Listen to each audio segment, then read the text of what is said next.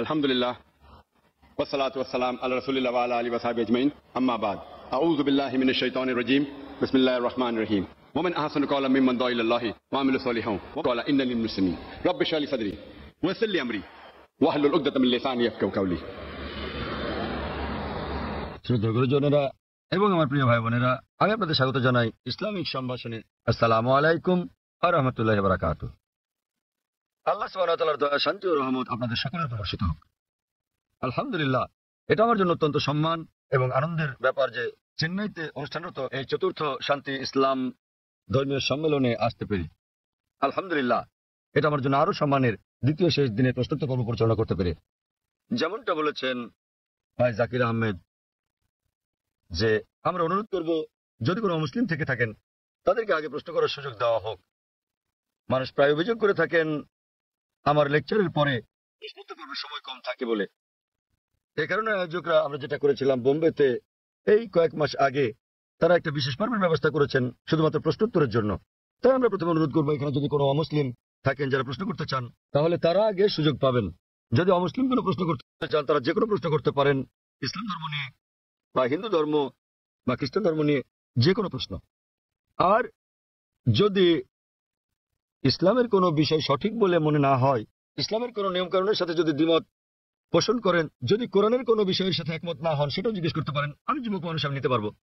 অমুসলিমরা তাদের প্রশ্ন শেষ করার পর আমরা মুসলিম ভাইদের প্রশ্ন করতে বলবো এবং আমি মুসলিম ভাইদের অনুরোধ করব তাদের প্রশ্নগুলো যেন শুধু ইসলাম এবং তুলনামূলক ধর্ম বিষয়েই থাকে। তাই আমি এখন স্বেচ্ছাসেবকদের অনুরোধ করব প্রথমে অমুসলিমদের প্রশ্ন করার সুযোগ করে দিতে। হ্যাঁ ভাই, আপনি বলেন। আমার নাম নবীন, আমি টিসিএস এ কাজ করি। যখনই কোনো মুসলিম ধর্ম উপদেশ দেয় তারা আল্লাহর নাম নিয়ে শুরু করে এবং মোহাম্মদের নামও বলে। তারা কেন যীশু খ্রিস্টের নাম বলে না, যিনি কিনা আল্লাহর একজন নবী ছিলেন?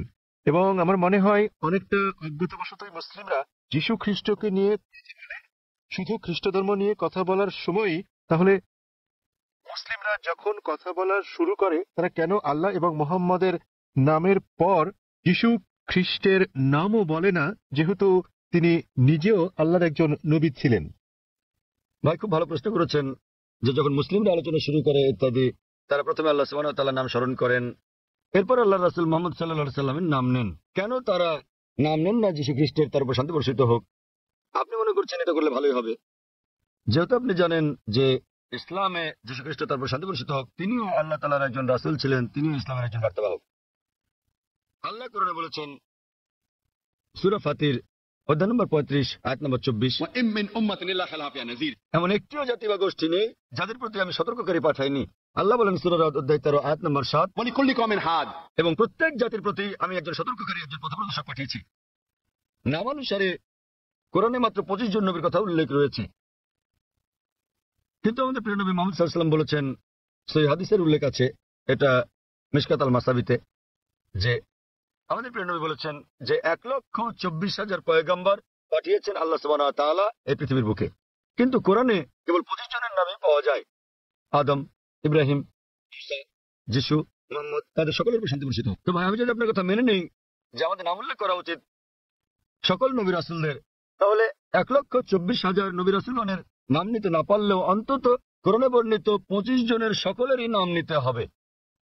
তাহলে ভেবে দেখেন প্রথম বাক্যটি কত বড় হয়ে যাবে। আপনি যেটা বুঝতে পারছেন না, তাহলে যে সকল নবী রাসূল নবী মুহাম্মদ সাল্লাল্লাহু আলাইহি ওয়াসাল্লামের আগে এসেছিলেন তাদের পাঠানো হয়েছিল শুধু তাদের লোকদের জন্য, শেষ সময়ের জন্য।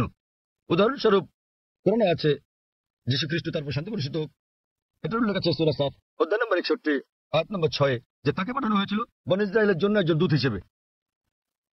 এটা উল্লেখ আছে সূরা আলে ইমরানে অধ্যায় নম্বর 3 আয়াত নম্বর 49, যে যীশু খ্রিস্টকে তারপর শান্তি বর্ষিত পাঠানো হয়েছিল একজন দূত হিসেবে বনী ইসরাঈলের সন্তানদের জন্য। সুতরাং মুহাম্মদ সাল্লাল্লাহু আলাইহি ওয়াসাল্লামের আগে যারা এসেছেন সকল নবী রাসূলগণকে পাঠানো হয়েছিল তাদের নিজেদের লোকদের জন্য, শেষ সময়ের জন্য। কিন্তু যেহেতু মুহাম্মদ সাল্লাল্লাহু আলাইহি ওয়াসাল্লাম সর্বশেষ ও চূড়ান্ত নবী ছিলেন, তাকে শুধু আরব বা মুসলিমদের জন্য পাঠানো হয়নি, তাকে পাঠানো হয়েছিল সমগ্র মানব জাতির জন্য। এবং আল্লাহ বলেন সূরা আম্বিয়া অধ্যায় নম্বর 21 আয়াত নম্বর 107, আমি তো তোমাকে রহমত হিসেবে প্রেরণ করেছি সমগ্র পৃথিবীর জন্য, সমগ্র সৃষ্টি জগতের জন্য, সমগ্র মানবতার জন্য। সুতরাং মুহাম্মদ সাল্লাল্লাহু আলাইহি ওয়াসাল্লাম যেহেতু সর্বশেষ এবং চূড়ান্ত নবী ছিলেন, তিনি শুধু মুসলিম বা আরবদের জন্য প্রেরিত হননি, এসেছিলেন সমগ্র মানবজাতির জন্য। এবং তিনি যে বার্তা নিয়ে এসেছিলেন তা শুধু একটা নির্দিষ্ট সময়ের জন্যই নয়, যেমনটা তার পূর্বে যারা এসেছিলেন তাদের বার্তা ছিল একটা নির্দিষ্ট সময়ের জন্য। কিন্তু যেহেতু নবী মুহাম্মদ সাল্লাল্লাহু আলাইহি সাল্লাম ছিলেন সর্বশেষ ও চূড়ান্ত নবী, তার বার্তা সময়ের বন্ধনে বাধা নয়, এটাকে অনুসরণ করতে হবে শেষ দিন পর্যন্ত। এ কারণে আপনি বর্তমানে যেখানেই থাকুন না কেন, হোক সে ভারত বা যুক্তরাষ্ট্র বা ইংল্যান্ড বা সৌদি আরব, পৃথিবীর যে কোনো প্রান্তে বর্তমানে আমাদের অনুসরণ করতে হবে সর্বশেষ চূড়ান্ত নবীকে, এবং তিনি হচ্ছেন নবী মুহাম্মদ সাল্লাল্লাহু আলাইহি সাল্লাম। যদিও ইসলামে সকল নবী রাসূলকেই আমরা সম্মান করি এবং আমরা যীশু খ্রিস্টকেও সম্মান করি, আমরা তাকে ভালোবাসি, তাকে শ্রদ্ধা করি, কিন্তু যীশু খ্রিস্ট তার উপর শান্তি বর্ষিত হোক নিজেই বলেছেন, এটা উল্লেখ আছে গসপেল অফ জন অধ্যায় নম্বর 16 অনুচ্ছেদ নম্বর 12 থেকে 14, আমি তোমাদের অনেক কথা বলতে চাই, কিন্তু এখন তোমরা তা সহ্য করতে পারবে না, কারণ যখন সত্যের আত্মা আসবেন তিনি তোমাদের পথ দেখাবেন। তিনি নিজে থেকে কিছু বলবেন না, যা শুনবেন তাই বলবেন, তিনি আমাকে সম্মানিত করবেন। সুতরাং এখানে যীশু খ্রিস্ট তার উপর শান্তি বর্ষিত হোক ভবিষ্যৎবাণী করেছেন সর্বশেষ ও চূড়ান্ত নবী মুহাম্মদ সাল্লাল্লাহু আলাইহি সাল্লামের আগমনের। এই কারণে আমরা বিশ্বাস করি যে যীশু খ্রিস্ট তার উপর শান্তি বর্ষিত হোক এই পৃথিবীতে আবার প্রত্যাবর্তন করবেন, এবং খ্রিস্টানরাও এটা বিশ্বাস করে তিনি যখন আসবেন তিনি নিজেও আনুগত্য করবেন আল্লাহ সুবহানাহু ওয়া তাআলার, এবং সর্বশেষ ও চূড়ান্ত নবী মুহাম্মদ সাল্লাল্লাহু আলাইহি সাল্লামের শিক্ষা মেনে চলবেন। তাই এটা হচ্ছে কারণ যে যখন কোনো মুসলমান কোনো বক্তব্য শুরু করতে যায় অথবা শাহাদাত দেয়, প্রথমেই সে এক এবং একমাত্র আল্লাহ সুবহানাহু ওয়া তাআলার নাম স্মরণ করে, শুধু তিনি একমাত্র উপাসনার যোগ্য, আর কেউ নয়। এবং আমরা সর্বশেষ ও চূড়ান্ত নবী অর্থাৎ মুহাম্মদ সাল্লাল্লাহু আলাইহি ওয়াসাল্লামের উপর বিশ্বাস স্থাপন করি, কারণ তিনি এমন এক পয়গম্বর যার শিক্ষা দীক্ষা যে অনুসরণযোগ্য। পূর্ববর্তী সকল নবী রাসূলগণ ছিলেন সময়ের গণ্ডিভুক্ত একটা নির্দিষ্ট সময়ের জন্য এবং একটা নির্দিষ্ট গোত্রের লোকদের জন্য।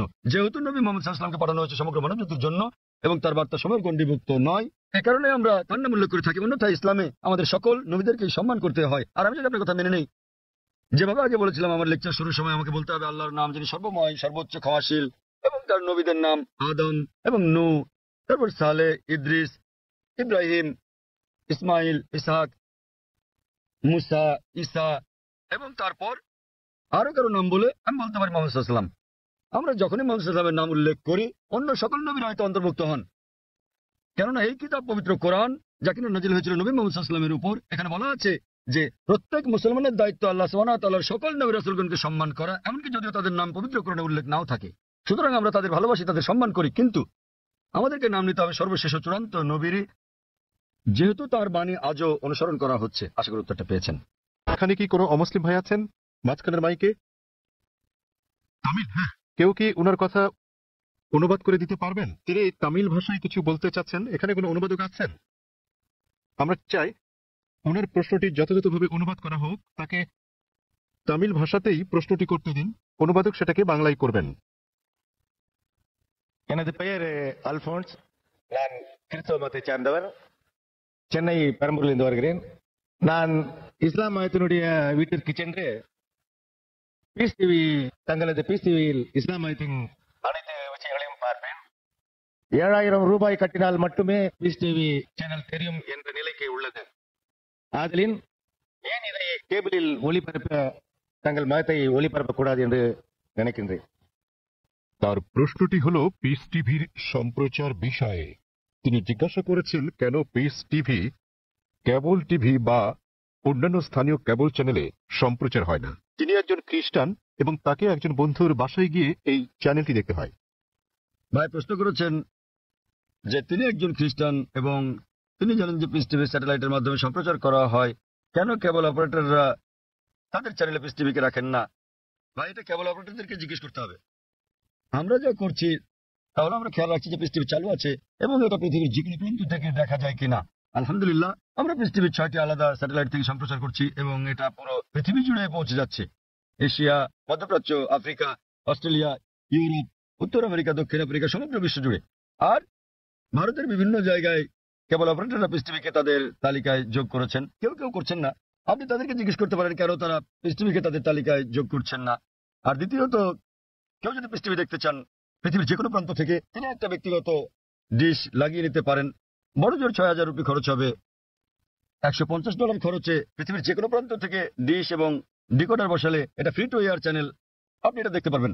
আপনাকে মাসে মাসে টাকা দিতে হবে না। এটা free to air channel, dish এবং ডিকোডারের খরচ পড়বে প্রায় 6000 রুপি। এটা আপনি বসাতে পারেন আপনার ছাদে বা বারান্দায় এবং ইনশাআল্লাহ আপনি সারা জীবন দেখতে পারবেন, টাকা দিতে হবে না এর জন্য। আর আমাদের দুটো চ্যানেল আছে, একটা পিস টিভি ইংলিশ, আরেকটা হলো পিস টিভি উর্দু। তাই একবার ডিশ বসালে ইনশাআল্লাহ আপনি দুটো চ্যানেলই দেখতে পারবেন। এবং আপনি যদি এটা আপনার বিল্ডিং এ বসান এবং 50টা বাড়িতে এই ডিশ লাইনটা ভাগ করে নেন, বাড়ি প্রতি হয়তো খরচ পড়বে মাত্র কয়েকশো রুপি। সুতরাং যে কেউ দেখতে চাইলে এভাবে দেখতে পারেন। আর পিস টিভিকে ইন্টারনেটেও আমরা দিয়ে দিয়েছি, স্বাভাবিকভাবে ইন্টারনেটের গুণগত মান স্যাটেলাইটের তুলনায় অনেক নিম্নমানের হবে। আপনি ইন্টারনেটে www.peacetv.org এই সাইটে দেখতে পারবেন। এমনকি মোবাইলেও সম্প্রতি আমরা পিস টিভি মোবাইলেও চালু করেছি। আপনার কাছে যে হ্যান্ডসেটে থাকুক না কেন, নোকিয়া অথবা আইফোন, আমরা চেষ্টা করছি বিশ্বের 80% হ্যান্ডসেটের জন্য এটাকে সহজলভ্য করতে। তবে ফোনটা যত উঁচু মানের হবে, যদি আপনি তৃতীয় প্রজন্মের ফোন নিয়ে থাকেন এর মান অনেক উন্নত হবে। যদি ওয়াইফাই ব্যবহার করেন উন্নত মান পাবেন। সুতরাং হ্যান্ডসেটের উপর নির্ভর করে আপনি মোবাইলেও পিস টিভি দেখতে পারেন। এটা সম্পূর্ণ বিনামূল্যে। এর ওয়াপ ইন্টারনেটের জন্য www.peacetv.org, মোবাইলের জন্য এর ওয়াপ wap.peacetv.org। আশা করি উত্তরটা পেয়েছেন। হ্যাঁ বোন, আপনার প্রশ্নটি করুন। শুভ সন্ধ্যা, আমার নাম নিখিলা। আমি ডেন্টালের একজন ছাত্রী। ইসলাম সম্পর্কে আমার জ্ঞান আসলেই কম। আমি যতটুকু জানি আমার বন্ধুদের কাছ থেকে শুনেছি। আমার প্রশ্ন হচ্ছে, আমি একটি পোস্টারে দেখেছি যে বলা আছে সঙ্গীত এবং নৃত্য ইসলামে গ্রহণযোগ্য নয়। এটা কেন? মানে আমি বলতে চাইছি যে আপনি এটা এমনি এমনি বলতে পারেন না যে গান বাজনা বা নৃত্য করো না। যেমন আপনি যদি বলেন যে ভরতনাট্যম বা অন্য কোনো নৃত্যের ব্যাপারে যেখানে সঙ্গীত আছে, এমনকি এমনিতেও আমরা সঙ্গীতের মাধ্যমে ঈশ্বরের প্রশংসা বা নিজেদের আবেগ প্রকাশ করে থাকি, তাহলে গান বাজনা গ্রহণযোগ্য নয় কেন? বোন জিজ্ঞেস করলেন যে কেন ইসলাম ধর্মের সঙ্গীত এবং নৃত্য নিষিদ্ধ। প্রথমে আমি সঙ্গীত নিয়ে বলছি, এরপর নৃত্য। সঙ্গীতের ব্যাপারে বলা যাবে, আমাদের প্রিয় নবী মুহাম্মদ সাল্লাল্লাহু আলাইহি ওয়াসাল্লাম বলেছেন যে সঙ্গীতের বাদ্যযন্ত্র সাধারণ নিয়মে সবই নিষিদ্ধ। তবে তিনি যেটা অনুমতি দিয়েছিলেন সেটা দাফ, একপাশে খোলা ড্রাম যাকে বলা হয় ডাফ বা ডাফলি। বাকি সবগুলোই নবী নিষিদ্ধ করেছেন। কারণ আপনি যদি ভেবে দেখেন, এটা আপনাকে দূরে নিয়ে যায় আল্লাহ সুবহানাহু ওয়া তাআলার জিকির থেকে, সর্বশক্তিমানকে স্মরণ করা থেকে। এ কারণে যখন আপনি এরকম গান শুনি, যেমন ধরেন সিনেমার গান হোক, সেটা হিন্দি, মালায়ালাম, তামিল বা অন্য কিছু, আপনি দেখবেন যে এই হিন্দি সিনেমার গানগুলোর বেশিরভাগ কথায় একেবারে বাস্তবতা বহির্ভূত। আপনি জানেন যে নায়ক নায়িকাকে বলছে, मैं तुम्हारे लिए चांद तोड़ के लेके आऊंगा, मैं तुम्हारे लिए सितारे तोड़ के लेके आऊंगा। আমি তোমার জন্য চাঁদ নিয়ে আসবো, আমি তোমার জন্য তারা নিয়ে আসবো। আমরা জানি এটা সম্ভব না, কোনো মানুষ তার প্রেমিকার জন্য চাঁদ তারা নিয়ে আসতে পারে না। তবুও আমরা বলে থাকি পরিস্থিতি বা আবেগ ইত্যাদির কারণে। তো এই কারণে সাধারণ অনুশাসন হচ্ছে যে সঙ্গীত একজন মানুষকে আল্লাহ সুবহানাহু ওয়া তাআলার কাছ থেকে দূরে নিয়ে যায়। এ কারণে আমাদের প্রিয় নবী বাদ্যযন্ত্রকে নিষিদ্ধ করেছেন দাফ ছাড়া। অথবা সাধারণভাবে কণ্ঠস্বর, উদাহরণস্বরূপ যদি কেউ কোরআন আবৃত্তি করে তার কণ্ঠ সুন্দর, সেটা ঠিক আছে, কারণ এটা একজন মানুষকে আল্লাহ সুবহানাহু ওয়া তাআলার দিকে নিয়ে আসে। নেপথ্য বাদ্যযন্ত্রের আওয়াজ থাকলে যদি এটা একটা বিশেষ আবেগের সৃষ্টি করে, তাহলে গান গাওয়ার ক্ষেত্রে এটা হচ্ছে মুবাহ, ঐচ্ছিক, যতক্ষণ পর্যন্ত গানের কথাগুলো নিয়ে যাচ্ছে আল্লাহ সুবহানাহু ওয়া তাআলার দিকে। যদি গানের কথাগুলো আপনাকে আল্লাহর কাছ থেকে দূরে সরিয়ে নিয়ে যায়, তাহলে সে ধরনের গানও নিষিদ্ধ। এবার আসি দ্বিতীয় ভাগে, নৃত্য করা কেন নিষিদ্ধ। কোরআনে এমন কোনো আয়াত নেই অথবা আমার জানার মতো কোনো হাদিস নেই যেখানে বলা আছে যে নৃত্য করা হচ্ছে হারাম। কিন্তু সাধারণভাবে যেহেতু মানুষ নাচে অন্য মানুষদের দেখানোর জন্য, আপনারা জানেন যে মঞ্চে নৃত্য পরিবেশন করা হয়, যেমন ভরতনাট্যম। আপনি মঞ্চে ভরতনাট্যম করছেন আর হাজার হাজার লোক আপনাকে দেখছে। সাধারণভাবে যদি হিজাবের দিক থেকে বলি, আমরা চাইবো না যে উন্মুক্ত হোক আমাদের মহিলারা, আমাদের মায়েরা, আমাদের বোনেরা, আমাদের কন্যারা মঞ্চে উঠুক আর হাজার হাজার লোক তাদের দেখুক। তো যে কোনো পেশা যেখানে শরীরকে প্রদর্শন করা হয়ে থাকে মানুষকে বিনোদন দেওয়ার জন্য, সেটা নিষিদ্ধ। এই কারণেই মানুষজনের সামনে নাচা অথবা নাচ করা কোনো পার্টিতে যেখানে বিপরীত লিঙ্গের মানুষেরা থাকে, বেশিরভাগ ক্ষেত্রে নাচের নিয়মগুলো এগুলো ইসলামী শরিয়ার বিরুদ্ধে যায়। যখন আপনি নাচেন বেশিরভাগই জোড়া বেঁধে, ছেলে এবং মেয়ে, আর তাদের মধ্যে বেশিরভাগই গার্লফ্রেন্ড বয়ফ্রেন্ড, এবং তারা অন্য মানুষদের সামনে নাচে। সুতরাং যেহেতু এটা ইসলামী হিজাবের নিয়মের পরিপন্থী, এ কারণেই বলা হয় এটা নিষিদ্ধ, কারণ এটা হিজাবের নিয়মের বিপরীত। তাই বুঝতে হবে যে যখন নাচ করছেন, আপনি মানুষজনের সামনে নাচ করছেন, পার্টিতে যাচ্ছেন, আবার ঘুরে বেড়াচ্ছেন, আর না হলে শুধু স্বামী স্ত্রী মিলে যেভাবে খুশি সময় কাটাতে পারেন, যতক্ষণ এটা শরিয়ার বিরুদ্ধে না যাচ্ছে। বদ্ধ ঘরের ভেতরে স্বামী স্ত্রী মিলে যা খুশি করতে পারেন, যদি এটা কোরআন ও হাদিসের নিয়ম কানুনের বাইরে না যায়, কোনো সমস্যা নেই। কিন্তু যেহেতু বেশিরভাগ সময় নাচ শরীরকে প্রদর্শন করে থাকে, এতে গান থাকে, নাচ থাকে, আপনি মঞ্চে উঠছেন না, লোকের আপনাকে দেখছে, তাই এটা শরিয়ার হিজাবের নিয়মের বিরুদ্ধে। এ বিষয়ে আমার ভিডিও ক্যাসেট দেখেন, ইসলামে নারীর অধিকার আধুনিক না শিখিলে, সেখানে বিস্তারিত আছে কেন আমরা মুসলিমরা নারীদের নিরাপত্তা দেই, ভালোবাসি, তাদেরকে কি চোখে দেখি। যেহেতু আমরা নারীদের ভালোবাসি, আমরা তাদের নিরাপত্তা দেই এবং আমরা তাদের প্রদর্শন করতে চাই না। এই কারণেই যে সমস্ত পেশায় প্রকাশ্যে গান গাওয়া বা নাচ করা অথবা মডেলিং এর ব্যাপার আছে, সেগুলো নারীর জন্য নিষিদ্ধ। আশা করি উত্তরটা পেয়েছেন। যদি কোনো অমুসলিম থাকেন, জাকির ভাই যেটা বলেছেন, যদি কোনো অমুসলিম কোনো প্রশ্ন করতে চান, নির্দ্বিধায় করতে পারেন। আপনার যে কোনো প্রশ্ন ইসলাম নিয়ে অথবা অন্য কোনো ধর্ম নিয়ে, ইসলাম এবং তুলনামূলক ধর্ম নিয়ে, যে কোনো প্রশ্ন অথবা ইসলামের কোনো বিষয় যদি আপনার কাছে সঠিক মনে না হয়, এটাই সুযোগ। আপনি যে কোনো প্রশ্ন করতে পারেন। জনমানুষের সামনে এভাবে খোলামেলা প্রশ্ন করার সুযোগ সত্যি দুর্লভ। একজন অমুসলিম ভাই আছেন। আপনি কি অমুসলিম? হ্যাঁ ভাই, আপনার প্রশ্ন করুন। হ্যাঁ। আসসালামু আলাইকুম ভাই জাকির, এবং শুভ সন্ধ্যা আমার ইসলামী ভাইদের এবং অন্য ধর্মের ভাইদেরও। আমার নাম রামজি জায়রা আমান। আমি আমেরিকার একজন টেকনোলজিস্ট, সেখানে প্রায় 35 বছর ধরে বাস করছি। আর গত 3 বছর ধরে আমি আধ্যাত্মিকতা চর্চা করছি আমার জীবিতকালেই একটা আত্মিক মুক্তির উদ্দেশ্যে। আমি কোরআন শরীফ পড়েছি। আমার একজন বন্ধু আছে, বলতে পারেন আজীবনের বন্ধু। গত 45 বছর ধরে সে একজন খাঁটি মুসলমান। আমার প্রশ্ন হচ্ছে, প্রথমে আমাকে একটি কথা বলতে দিন, তারপর আমি আমার প্রশ্নটি করব। আমরা যখন কিছু বুঝতে চাই, হোক সেটি ধর্ম নিরপেক্ষ অথবা ধর্মীয়, আমরা বই পড়ে সেটি জানি। যখন আমরা বইটি পড়ি আমরা সেটা বুঝে বুঝেই পড়ি। তাই যদি হয়, তাহলে কেন প্রায় 1 ঘন্টা ধরে আপনার ছেলে বক্তৃতা করেছিল কোরআন বুঝে পড়ার বিষয়ে, বিশেষত সৌদি আরবের ভাষা আরবি ভাষার বিষয়ে? কেননা আমি যা অনুভব করি এবং চর্চা করি যে কোরআন ভাষার অনেক অর্থে, তো প্রত্যেক মুসলমানের আরবি ভাষা শিখতে হবে। বিষয়টা আমার কাছে কিছুটা জোর জবরদস্তিমূলক মনে হয়েছে। কোরআন কি তাই বলে? ভাই একটা ভালো প্রশ্ন করেছেন। বললেন যে তিনি আধ্যাত্মিকতা শিখতে চান এবং তিনি কোরআন পড়েছেন, কিন্তু তিনি বুঝতে পারেননি যে কেন একটা বক্তৃতা যা ফারিক নায়েক করেছিল আমার ছেলে কোরআন বুঝে পড়ার জন্য আরবি ভাষা শেখার গুরুত্ব নিয়ে, আর এটা কেন আবশ্যিক। আপনি যদি আমার ছেলের পুরো আলোচনাটা শুনে থাকেন, সে কখনো এটা বলেনি যে প্রত্যেক মুসলমানের জন্য আরবি শেখা আবশ্যিক। সে কখনোই বলেনি। আরবি জানাটা বেহেশতে যাওয়ার জন্য পূর্ব শর্ত নয়, কারণ আমি নিজেও আরবি জানি না। আমি নিজেও আরবি একটা ভাষা হিসেবে শিখে নিয়ে এদিক সেদিকে একটু একটু বুঝতে পারি। আমি আরবি ভাষা জানি না, কিন্তু আমার ছেলে জানে মাশাআল্লাহ। সে আমার চেয়ে ভালো জানে। সে কোরআন সরাসরি অনুবাদ করতে পারে, আমি পারি না। কিন্তু তার আলোচনায় যদি আপনি শুনে থাকেন, সে বলেছিল যে যদি আপনি আরবি না জানেন কমপক্ষে অনুবাদটা পড়েন।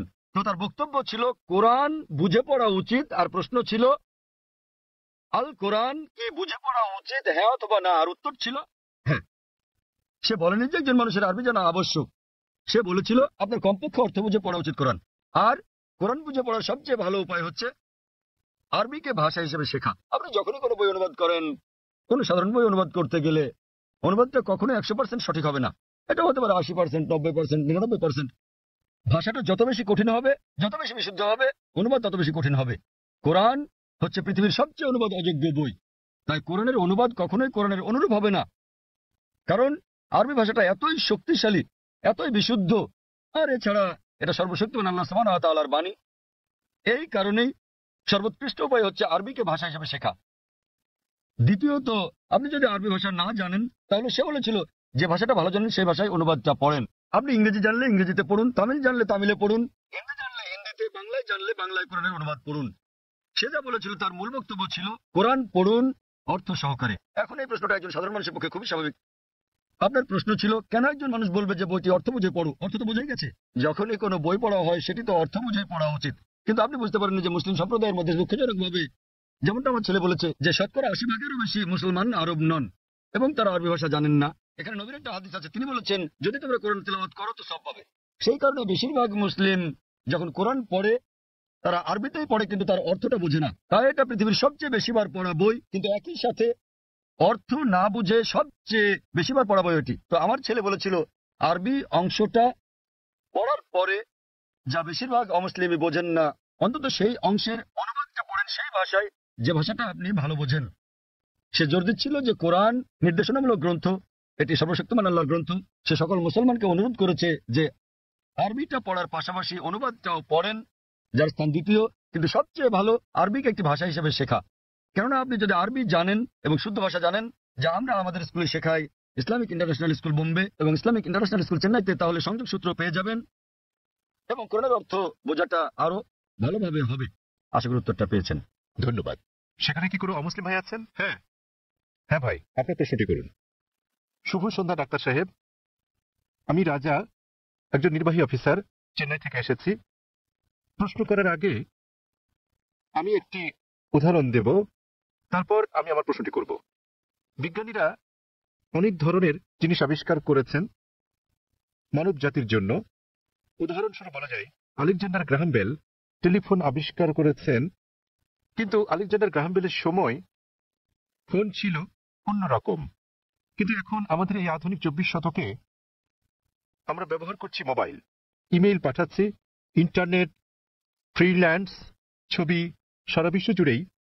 আমি যা বলতে চাইছি, মানুষ যাই সৃষ্টি করেছে তার কিছু অংশের পরিবর্তন হতে পারে, কিন্তু একটা ব্যাপার আমি বুঝি, তা হলো যদিও আমি একজন আধ্যাত্মিক মানুষ, তো এই সাপ্তাহিক চক্র অর্থাৎ সপ্তাহে 7 দিন এটা সারা বিশ্বেই একই নিয়মে পালন করা হয়। হোক এটা ভারতে, আফগানিস্তানে, অথবা হতে পারে জার্মানি, ইউরোপ, মধ্যপ্রাচ্য, আফ্রিকা, যেখানেই হোক না কেন, প্রায় 600 কোটি মানুষ এই সাপ্তাহিক চক্রকে অনুসরণ করে, অর্থাৎ 7 দিন, রবিবার থেকে শনিবার। ডাক্তার সাহেব, এই 7 দিনের সাপ্তাহিক চক্র পুরো মানুষের দ্বারা তৈরি হয়নি। আমি বুঝতে পেরেছি এই সাপ্তাহিক চক্র তৈরি হয়েছে সর্বশক্তিমান সৃষ্টিকর্তার হাতেই। আমি প্রশ্ন করতে চাই যে এই 7 দিনের চক্রের কথা কি কোনো ধর্মগ্রন্থে লেখা আছে? আর সাথে আরেকটি প্রশ্ন, সেটি হলো যে আল কোরআনে কি সৃষ্টির কোনো নিয়মের উল্লেখ আছে কিনা? এইটুকুই। ভাই একটা প্রশ্ন করলেন যে মানুষ যখন কোনো কিছু আবিষ্কার করে, উদাহরণ হিসেবে আলেকজান্ডার গ্রাহাম বেলের টেলিফোন আবিষ্কারের কথা বলেছেন, কিন্তু সময়ের সাথে সাথে এটা বদলাতে থাকে, আর এখন আমরা মোবাইল ফোন ব্যবহার করছি যে অনেকটা ভিন্ন। এগুলো মানুষের সৃষ্টি, কিন্তু এই সাপ্তাহিক চক্র সারা পৃথিবীতে অনুসরণ করা হয়।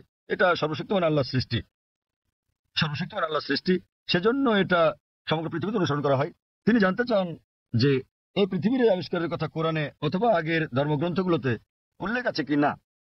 ভাই আপনাকে একটা কথা বলি, আমি আপনার সঙ্গে একমত। মানুষ যখন কোনো কিছু আবিষ্কার করে সেটার বিবর্তন হতে থাকে, উন্নতি হতে থাকে, শুধুমাত্র আল্লাহরটা ছাড়া।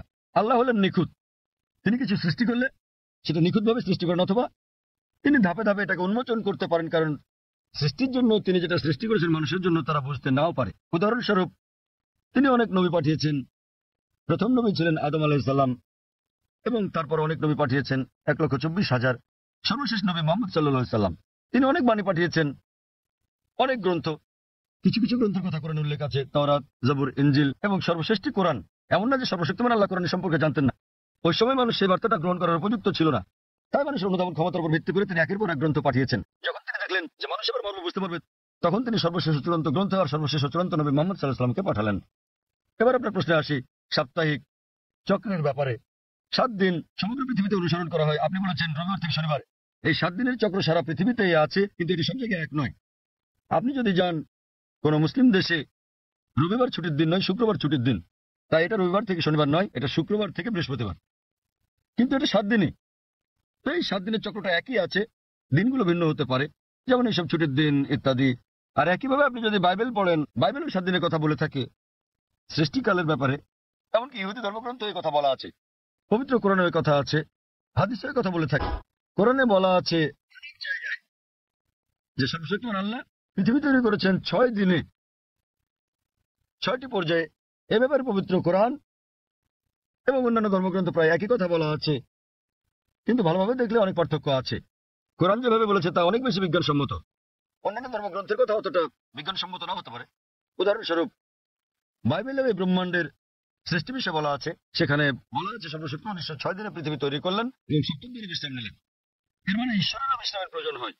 কোরআনও বলে যে সর্বশক্তিমান আল্লাহ 6 দিনে পৃথিবী তৈরি করলেন, কিন্তু এটা বলেন 7ম দিনে বিশ্রাম নিয়েছেন। কেন? কারণ পবিত্র কোরআনে আছে সূরা বাকারা অধ্যায় নম্বর 2 আয়াত নম্বর 255, এটা আয়াতুল কুরসি, যে তিনি চিরকালীন, তিনি সর্বশক্তিমান, তিনি একক, কোনো তন্দ্রা তাকে স্পর্শ করে না, তার বিশ্রামের দরকার নেই। সর্বশক্তিমান আল্লাহর কোনো ঘুমের প্রয়োজন নেই, তার বিশ্রামের প্রয়োজন নেই। তাহলে তার বিশ্রামের প্রশ্নটা আসে কি করে? অনেক কিছুতে মিল পাওয়া যাবে, কিন্তু সব নয়। কেউ যদি বলে যে ঈশ্বরের বিশ্রাম প্রয়োজন, যেমন আমি বা আপনি আমাদের মানুষের বিশ্রাম প্রয়োজন, সর্বশক্তিমানের কোনো বিশ্রাম প্রয়োজন নেই। তো এখানে পার্থক্যটা বাইবেলে যা বলা আছে তা হলো 24 ঘন্টা করে 6টি পর্যায়, 24 ঘন্টার 6টি সময়। আমরা বিজ্ঞানীরা বলে থাকি যে 24 ঘন্টার 6টি দিনে এই পৃথিবী তৈরি করা সম্ভব নয়। তো বিজ্ঞানীরা বাইবেলের ওল্ড টেস্টামেন্টের এই বর্ণনার সাথে দ্বিমত পোষণ করেন। আর কোরআনের কথায় আসি, কোরআন কখনোই বলেনি যে সর্বশক্তিমান আল্লাহ 24 ঘন্টার 6 দিনে এটা তৈরি করেছেন। আরবি শব্দ ইয়াম, বহুবচনে আয়াম, যা কোরআনে উল্লেখ আছে, এর দুটো মানে আছে। ইয়মের একটা মানে হলো সাধারণ 24 ঘন্টার একদিন বলতে যা আমরা বুঝি, আর একটা মানে হচ্ছে পর্যায়। এটা যে কোনো দৈর্ঘ্যের হতে পারে, যেমন একটা যুগ। আর বিজ্ঞানীদের এটা মেনে নিতে কোনো সমস্যা নেই যে ব্রহ্মাণ্ড 6টি যুগে তৈরি হয়েছে, 6টি দীর্ঘ সময়ে, হতে পারে লক্ষ লক্ষ বছর ধরে, তাতে কোনো অসুবিধা নেই। এখানে পার্থক্যটা জগতের সৃষ্টির রহস্যের ব্যাপারে। কোরআনে শত শত আয়াত আছে জগতের সৃষ্টির রহস্য নিয়ে। আমি এটার উপর একটা লেকচার দিতে পারি, কিন্তু এখানে সময় নেই। আমি শুধু কয়েকটা উদাহরণ দেব। কোরআন পৃথিবীর সৃষ্টির রহস্য নিয়ে কি বলে তাই নিয়ে সেখানে অনেক কথাই বলা আছে, কিন্তু কোরআনে যা বলা আছে এর অধিকাংশই কোরআন নাজিলের সময় আমরা জানতাম না। কোরআন যখন 1400 বছর আগে নাজিল হয়েছিল, এসব কথা অজানা ছিল। উদাহরণস্বরূপ, আজ একজন বিজ্ঞানীকে জিজ্ঞেস করলে তিনি উত্তর দেবেন, যদি বলি যে কিভাবে পৃথিবীর সৃষ্টি হলো, তাহলে তিনি বলবেন যে প্রথমে এখানে ছিল একটি নীহারিকা, তারপর একটা গৌণ বিচ্ছেদ ঘটলো, বিগ ব্যাং, যা থেকে জন্ম নিল ছায়াপথ, তারকা মণ্ডলী, গ্রহসমূহ, সূর্য, এমনকি পৃথিবী যেখানে আমরা বাস করি। এটা একজন বিজ্ঞানী আবিষ্কার করেছিলেন প্রায় 35-40 বছর আগে, আর এটাকে বলা হয়ে থাকে বিগ ব্যাং, যেটা 40 বছর আগে আবিষ্কৃত হয়েছে। আর যেটাকে আজকে বিজ্ঞানীরা বলছেন বিগ ব্যাং, এটা কোরআনে বলা হয়েছে 1400 বছর আগে। সূরা আম্বিয়া অধ্যায় নম্বর 21 আয়াত নম্বর 30 বলা হয়েছে যে অবিশ্বাসীরা কি দেখে না আন্না সামাওয়াতি ওয়াল আরদা কানাত রাতকান তাকনাহুমা, যে আকাশমণ্ডলী ও পৃথিবী একত্রিত ছিল, অতঃপর আমি পৃথক করে দিলাম। এখানে কোরআন এই ব্রহ্মাণ্ডের সৃষ্টি বিষয়ে সংক্ষেপে বলে দিচ্ছে যে আকাশমণ্ডলী ও পৃথিবী একত্রিত যুক্ত ছিল, এরপর আমি তাদের পৃথক করে দিলাম। আজকের বিজ্ঞানীরা সৃষ্টির রহস্য নিয়ে যা বলছেন তার নাম দিয়েছেন বিগ ব্যাং। এটা কোরআনে 1400 বছর আগে বলা হয়েছে। আমরা আগে মনে করতাম যে এই যে আমরা পৃথিবীতে আছি এটা সমতল। মাত্র কয়েকশো বছর আগে আমরা জানতে পারলাম, যখন স্যার ফ্রান্সিস ড্রেক 1557 সালে পৃথিবীটা নৌপথে ভ্রমণ করলেন, তিনি প্রমাণ করলেন যে পৃথিবী বর্তুলাকার। কোরআন এটা বলেছে 1400 বছর আগে। সূরা নাজিয়াত অধ্যায় নম্বর 79 আয়াত নম্বর 30। ওয়াল আরদা বাদা যালিকা দাহা, এবং তারপর আমি পৃথিবীকে তৈরি করলাম ডিম্বাকৃতি। আরবি শব্দ দাহা, এর একটা মানে হলো প্রসারিত হওয়া, যেভাবে পৃথিবী প্রসারিত হয়েছে। আরেকটা মানে আরবি দুইয়া শব্দ থেকে এসেছে, যার মানে হচ্ছে ডিম। এটা কোনো সাধারণ ডিম নয়, এটা বিশেষভাবে বোঝায় উট পাখির ডিমকে। এবং আমরা জানি পৃথিবী একটা বলের মতো সম্পূর্ণ গোলাকার নয়, এটা দুই প্রান্তে একটু চ্যাপ্টা। এবং আমরা যদি একটা উট পাখির ডিমের আকৃতি চিন্তা করি, সেটাও আসলে বর্তুলাকৃতির। একবার চিন্তা করেন, কোরআন পৃথিবীর বর্তুলাকৃতির কথা বলেছে 1400 বছর আগেই।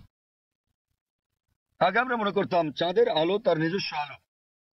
সম্প্রতি বিজ্ঞান থেকে জানতে পেরেছি 100 বছর বা 200 বছর আগে যে চাঁদের আলো তার নিজের আলো নয়, বরং সেটা প্রতিফলিত আলো। কোরআন এটা বলেছে 1400 বছর আগেই। সূরা ফুরকান অধ্যায় নম্বর 25 আয়াত নম্বর 61, যে সর্বশক্তিমান আল্লাহ আকাশে তৈরি করেছেন নক্ষত্রপুঞ্জ, আর সেখানে জেলে দিয়েছেন একটি প্রদীপ, সূর্য, যা তার নিজের আলোয় জ্বলে, আর চাঁদ জলে প্রতিফলিত বা ধার করা আলোয়। চাঁদের আলোর আরবি শব্দ হচ্ছে মুনির বা নূর, যার মানে হচ্ছে ধার করা বা প্রতিফলিত আলো। কিন্তু সূর্যের আলোর জন্য ব্যবহৃত হচ্ছে ওয়াহাজ, সিরাজ, দিয়া, অর্থাৎ মশাল, গনগনে প্রদীপ, প্রজ্বলিত আলো, যা সূর্যের আলোকেই তার নিজস্ব আলো হিসেবে বোঝাচ্ছে। এখানে অনেক আয়াত আছে কোরআনে যা সৃষ্টি জগৎ বিষয়ে, জ্যোতির্বিদ্যা বিষয়ে বলে। আমি যখন ছিলাম স্কুলে আমি পড়েছিলাম যে সূর্য যদিও ঘুরে, এটা তার নিজের অক্ষে আবর্তন করে না, এটা নিশ্চল। কোরআনে সূরা আম্বিয়াতে বলে অধ্যায় নম্বর 21 আয়াত নম্বর 33, হুয়াল্লাযী খালাকাল লাইলা ওয়ান নাহারা, আল্লাহ সৃষ্টি করেছেন দিন ও রাত, ওয়াশ শামস ওয়াল কামার, সূর্য এবং চন্দ্র, কুল্লুন ফি ফালাকি ইয়াসবাহুন, প্রত্যেকে তার নিজ কক্ষপথে বিচরণ করছে। কোরআন বলছে সূর্য এবং চন্দ্র আবর্তন করা ছাড়াও তাদের নিজস্ব অক্ষের উপর ঘুরছে। আর আজ বিজ্ঞানের এত উন্নতির পরে আমরা জানি যে আমরা একটা টেবিলের উপর যদি সূর্যের ছায়া দেখি, তাহলে আমরা দেখতে পাবো যে সূর্যের গায়ে কালো দাগ রয়েছে, এবং এই কালো দাগগুলো প্রায় 25 দিনে একবার সম্পূর্ণ আবর্তন করে, যা দিয়ে বোঝায় সূর্য প্রায় 25 দিনে একবার আবর্তন করে। আর এভাবেই কোরআন বলে আকাশের কথা যে এটা একটা ছাদের মতো। সূরা আম্বিয়া অধ্যায় নম্বর 21 আয়াত নম্বর 32। কোরআন পদার্থের প্রথম অবস্থার কথা বলে প্লাজমা। কোরআন বলে সূরা জারিয়াতে অধ্যায় নম্বর 51 আয়াত নম্বর 47 যে আমি এই বিশাল আকাশকে নির্মাণ করেছি, ক্রমবর্ধনশীল বিশ্ব, যা আমরা সম্প্রতি জেনেছি। এভাবেই কোরআনের অনেক জায়গায় সৃষ্টি রহস্যের কথা বলা হয়েছে। কিন্তু লক্ষ্য করার মতো বিষয় হলো, অন্যান্য ধর্মগ্রন্থের মতো অন্যান্য ধর্মগ্রন্থ যেমন বেদ, বাইবেল, সেগুলোও বলে থাকে সৃষ্টি রহস্যের বিষয়ে। সৃষ্টির বিষয়ে তাদের অনেক বক্তব্যই বিজ্ঞানের সাথে মিলে যায়, কিন্তু অনেক বক্তব্যই আবার বৈজ্ঞানিক প্রমাণের বিপরীতে অবস্থান করে। কিন্তু কোরআনের ব্যাপারে বলা যায়, কোরআনে 6000-এরও বেশি আয়াত আছে, যার মধ্যে 1000-এর বেশি বিজ্ঞান নিয়ে কথা বলে। এবং পবিত্র কোরআনে এমন একটা আয়াত নেই যা প্রতিষ্ঠিত বিজ্ঞানের বিরুদ্ধে যায়। কোরআনের সাথে অন্যান্য ধর্মগ্রন্থের পার্থক্য হচ্ছে কোরআনের কোনো আয়াতই বিজ্ঞানের প্রমাণিত সূত্রের বিপক্ষে যায় না। এটা কোনো তত্ত্বের বিপক্ষে যেতে পারে, কারণ তত্ত্ব বদলে যায়, কিন্তু একটি আয়াত প্রতিষ্ঠিত বিজ্ঞানের বিপক্ষে যায় না। এই কারণেই কোরআন একটি অনন্য গ্রন্থ, আর বলা যায় এটি সর্বশক্তিমান আল্লাহর একমাত্র আসমানি কিতাব, একমাত্র ধর্মগ্রন্থ যা তার প্রকৃত রূপে এখন পর্যন্ত অবিকৃত আছে। এই কারণেই আপনি যদি সমস্ত ধর্মগ্রন্থগুলোকে বিজ্ঞান দিয়ে পরীক্ষা করেন, সবগুলোই ফেল করবে কোরআন ছাড়া। আর কোরআন হলো পৃথিবীর বুকে একমাত্র ধর্মগ্রন্থ যা বিজ্ঞানের পরীক্ষায় পাশ করবে। আশা করি উত্তরটা পেয়েছেন। হ্যাঁ, আমাদের বোনদের কাছ থেকে কোনো প্রশ্ন আছে কি? কোনো অমুসলিম বোন আছেন? জি আছে। হ্যাঁ বোন, আপনি আপনার প্রশ্নটি করুন। আবারও শুভ সন্ধ্যা।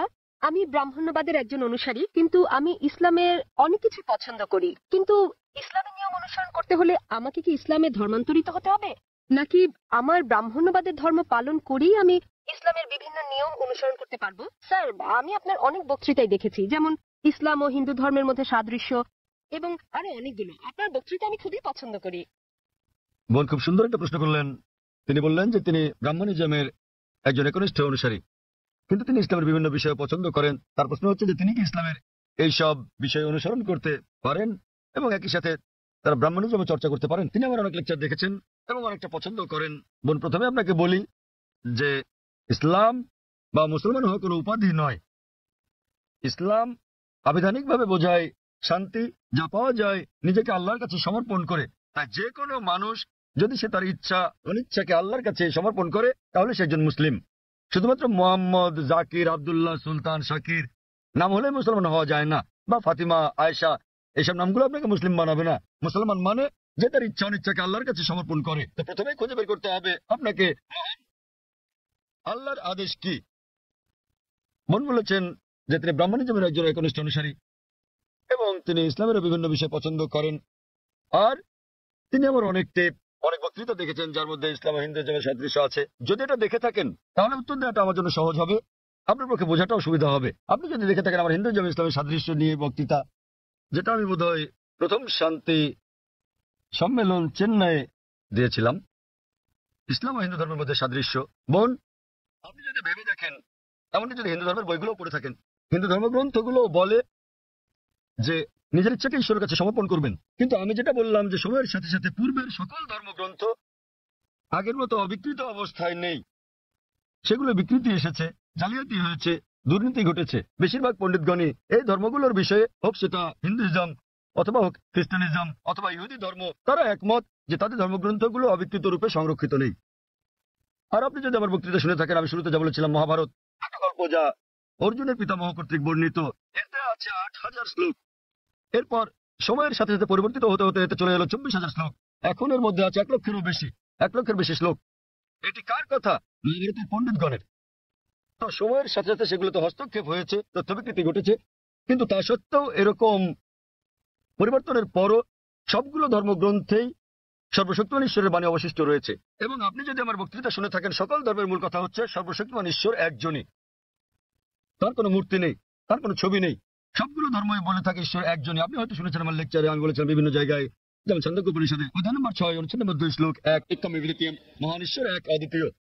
এবং শ্বেতাজ্যোতির উপনিষদ অধ্যায় নম্বর ৪ শ্লোক নম্বর ১৯ এবং যজুর্বেদ অধ্যায় ৩২ শ্লোক ৩ বলা আছে न तस्य प्रतिमा अस्ति। মহান ঈশ্বরের কোনো প্রতিমা নেই, তার কোনো ছবি নেই। প্রতিমা মানে হচ্ছে মূর্তি, ফটোগ্রাফ, রেখাচিত্র, ছবি, ভাস্কর্য, মূর্তি, পুতুল। তাই ঈশ্বরের কোনো প্রতিমূর্তি নেই, কোনো ফটোগ্রাফ নেই, কোনো রেখাচিত্র নেই, কোনো ছবি নেই, কোনো ভাস্কর্য নেই, কোনো মূর্তি নেই, কোনো পুতুল নেই। তাই সকল ধর্মগ্রন্থই জোর দেয় সর্বশক্তিমান ঈশ্বরের একত্বের উপর। আর হিন্দু ধর্মের ব্রহ্মসূত্রটি হচ্ছে एकम ब्रह्म ज्योति नास्ते नैना नास्ते किंचन। भगवान एक ही है, दूसरा नहीं है, नहीं है, नहीं है, जरा भी नहीं है। ঈশ্বর একজনই, দ্বিতীয় কেউ নেই, কেউ নেই, কেউ নেই, কোথাও কেউ নেই। সেই মূল প্রশ্নে যা হলো কট্টর ব্রাহ্মণ হয়েও আপনি ইসলামের শিক্ষা অনুসরণ করতে পারবেন কিনা। বোন, একজন সাধারণ ব্রাহ্মণের পক্ষে মুসলিম হওয়ার চেষ্টা করাটা কঠিন, কিন্তু যদি কঠোর ব্রাহ্মণ হয়ে থাকেন, বেদকে কঠোরভাবে মেনে চলেন, তাহলে আপনার ইচ্ছা অনিচ্ছা ঈশ্বরের কাছে সমর্পণ করতেই হবে। আপনি যদি সাধারণ ব্রাহ্মণ হয়ে থাকেন যে কিছু নিয়ম মানেন আবার কিছু মানেন না, তাহলে আপনার পক্ষে ঈশ্বরের কাছে নিজের ইচ্ছাকে সমর্পণ করা কঠিন হবে। কিন্তু যদি কঠোর ব্রাহ্মণ হয়ে থাকেন, বেদকে কঠোরভাবে মেনে চলেন, তাহলে আগে আমি যা বলেছি আপনাকে মানতেই হবে। ৩টি পংক্তি আমি বলেছি যে আপনাকে এক ঈশ্বরে বিশ্বাস করতে হবে, আপনি মূর্তি পূজা করতে পারবেন না। আপনাকে বিশ্বাস করতে হবে যে ঈশ্বর এক, তার কোনো প্রতিচ্ছবি নেই, কোনো ফটোগ্রাফ নেই, কোনো মূর্তি নেই। এবং যদি আপনার ধর্মগ্রন্থগুলো পড়ে থাকেন, সেগুলোতে সর্বশেষ এবং চূড়ান্ত নবী মোহাম্মদ সাল্লাল্লাহু সাল্লামের আগমনের কথা উল্লেখ করা হয়েছে।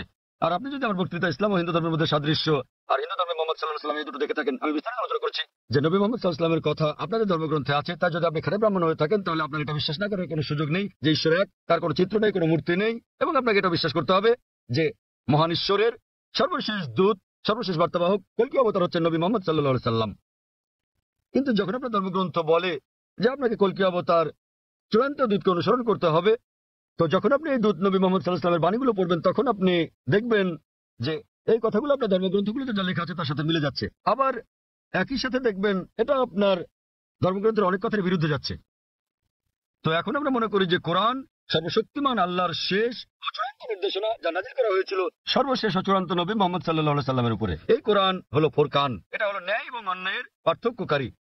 তাই কোরআনের সাথে যা যা মিলে যায় সেটা যদি বাইবেলে উল্লেখ থাকে অথবা থাকে বেদে অথবা মহাভারতে অথবা রামায়ণে, নিশ্চিতভাবে আপনি ধরে নিতে পারেন যে তা হয়েছে সর্বশক্তিমান ঈশ্বরের ইচ্ছা ও আদেশ অনুসারী। যদি সেটা বিরুদ্ধে যায় আপনাকে মানতে হবে যে এটা হচ্ছে সর্বশক্তিমান ঈশ্বরের ইচ্ছা ও আদেশের বিপরীত। তাই আপনি যদি একনিষ্ঠ ব্রাহ্মণ হন, ব্রাহ্মণিজম চর্চা করে থাকেন, আপনাকে এক ঈশ্বরে বিশ্বাস করতে হবে, মূর্তি পূজার বিরোধিতা করতে হবে। আর আপনি যদি আমার সেই বক্তৃতা ইসলাম ও হিন্দু ধর্মের সাদৃশ্য শুনে থাকেন, সেখানে যা বলা হয়েছে আপনি যদি কমপক্ষে ইনশাআল্লাহ এগুলো আপনাকে জান্নাতে নেওয়ার জন্য যথেষ্ট হবে ইনশাআল্লাহ।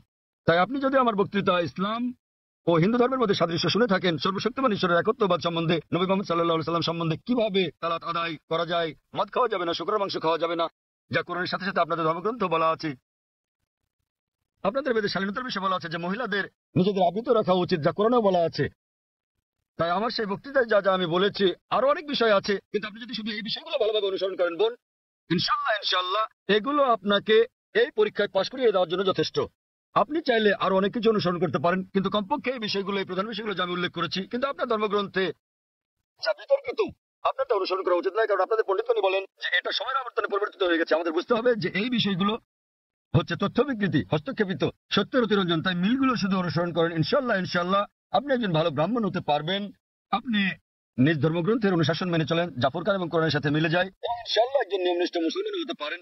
তো আশা করি ইনশাআল্লাহ যে সর্বশক্তিমান আল্লাহ আপনাকে হৃদায়ত দান করুন। বোন, আপনি কি বিশ্বাস করেন ইসলাম ও হিন্দু ধর্মের সাদৃশ্য নিয়ে আমি আলোচনায় যে কথাগুলো বলেছিলাম? হ্যাঁ স্যার, পুরোপুরি। বোন, আমার লেকচারের কথাগুলোর সঙ্গে আপনি একমত? জি স্যার। আপনি কি নিয়মগুলো মানতে রাজি আছেন? হ্যাঁ হ্যাঁ, রাজি আছি। তাহলে আপনি যেহেতু এগুলো মানতে রাজি আছেন, আমি যা বলেছি, সুতরাং আপনি প্রকৃতই নিজের ইচ্ছা অনিচ্ছাকে আল্লাহর কাছে সমর্পণ করলেন। আরবিতে আপনি বলতে পারেন মুসলমান, বাংলায় বলতে পারেন আল্লাহর কাছে নিজের ইচ্ছাকে সমর্পণকারী। তো যদি একমত হন যে ধর্মগ্রন্থগুলোতে বলা আছে এক ঈশ্বরের উপাসনা করতে হবে, তিনি ছাড়া আর উপাস্য নেই, মূর্তি পূজা করা অন্যায়, আপনি যদি সর্বশেষ চূড়ান্ত নবী কল্কি অবতার মুহাম্মদ সাল্লাল্লাহু সাল্লাম এবং তার শিক্ষার উপর বিশ্বাস রাখেন, তাহলে আমার মতে আমি যদি আরবিতে বলি, আমাকে বলতে হবে যে আপনি ইসলাম ধর্ম পালন করছেন এবং আপনি একজন মুসলিম। বোন, আপনি কি একমত আছেন? জি স্যার, একমত। তাহলে আপনি কি জনসমক্ষে বলতে পারবেন যে আরবি নিয়মে আপনি একজন মুসলিম? বোন, আপনি কি আরবি নিয়মে ঘোষণা দিতে পারবেন এটা? যেহেতু আপনি মেনে নিয়েছেন একজন ঈশ্বর এবং নবী মুহাম্মদ সাল্লাল্লাহু সাল্লাম সর্বশেষ চূড়ান্ত নবী, তো আপনি কি ঘোষণা দিতে পারবেন যে আপনি একজন মুসলিম? আমি বলছি না যে আমি একজন মুসলিম, যদিও আপনি যা বলেছেন আমি তার সাথে একমত। এখন আপনি যদি মেনে নেন যে ঈশ্বর একজন এবং তার হ্যাঁ। কোনো মূর্তি বা ছবি নেই এবং একমাত্র তার উপাসনা করতে হবে, আর আপনি যদি মেনে নেন যে নবী মুহাম্মদ সাল্লাল্লাহু সাল্লাম আল্লাহ প্রেরিত দূত, এই দুটোই যথেষ্ট আপনাকে ইসলাম ধর্মের জগতে নিয়ে আসার জন্য। আপনি পাস করেছেন। অন্যান্য বিষয়গুলো পরে আসবে। তো আপনি যদি মানেন ঈশ্বর এক, তার কোনো প্রতিচ্ছবি নেই, আপনি যদি মূর্তি পূজা করতে অস্বীকার করেন এবং আপনি মানেন যে নবী মুহাম্মদ সাল্লাল্লাহু আলাইহি ওয়াসাল্লাম শেষ ও চূড়ান্ত নবী, তাহলে আপনি এই জগতে প্রবেশ করতে পারবেন ইনশাআল্লাহ, অথবা সঠিকভাবে বলতে গেলে এই জীবন দর্শনে। এবং ইনশাআল্লাহ এভাবে চর্চা চালিয়ে গেলে আপনি কি এই জীবন ধারায় আসতে চান বোন? ঈশ্বর চাইলে? হ্যাঁ, এই তো ইনশাআল্লাহ, মাশাআল্লাহ। তো বোন, আমি আবারও আপনাকে জিজ্ঞেস করতে চাই আনুষ্ঠানিকভাবে, বোন আপনি কি বিশ্বাস করেন যে এক ঈশ্বর? হ্যাঁ করি। বিশ্বাস করেন যে সর্বশক্তিমান ঈশ্বর ছাড়া আর কারো উপাসনা করা উচিত নয়? হ্যাঁ হ্যাঁ। আপনি কি একমত যে মূর্তি পূজা ঠিক নয়? পুরোপুরি না হলেও কিছুটা একমত।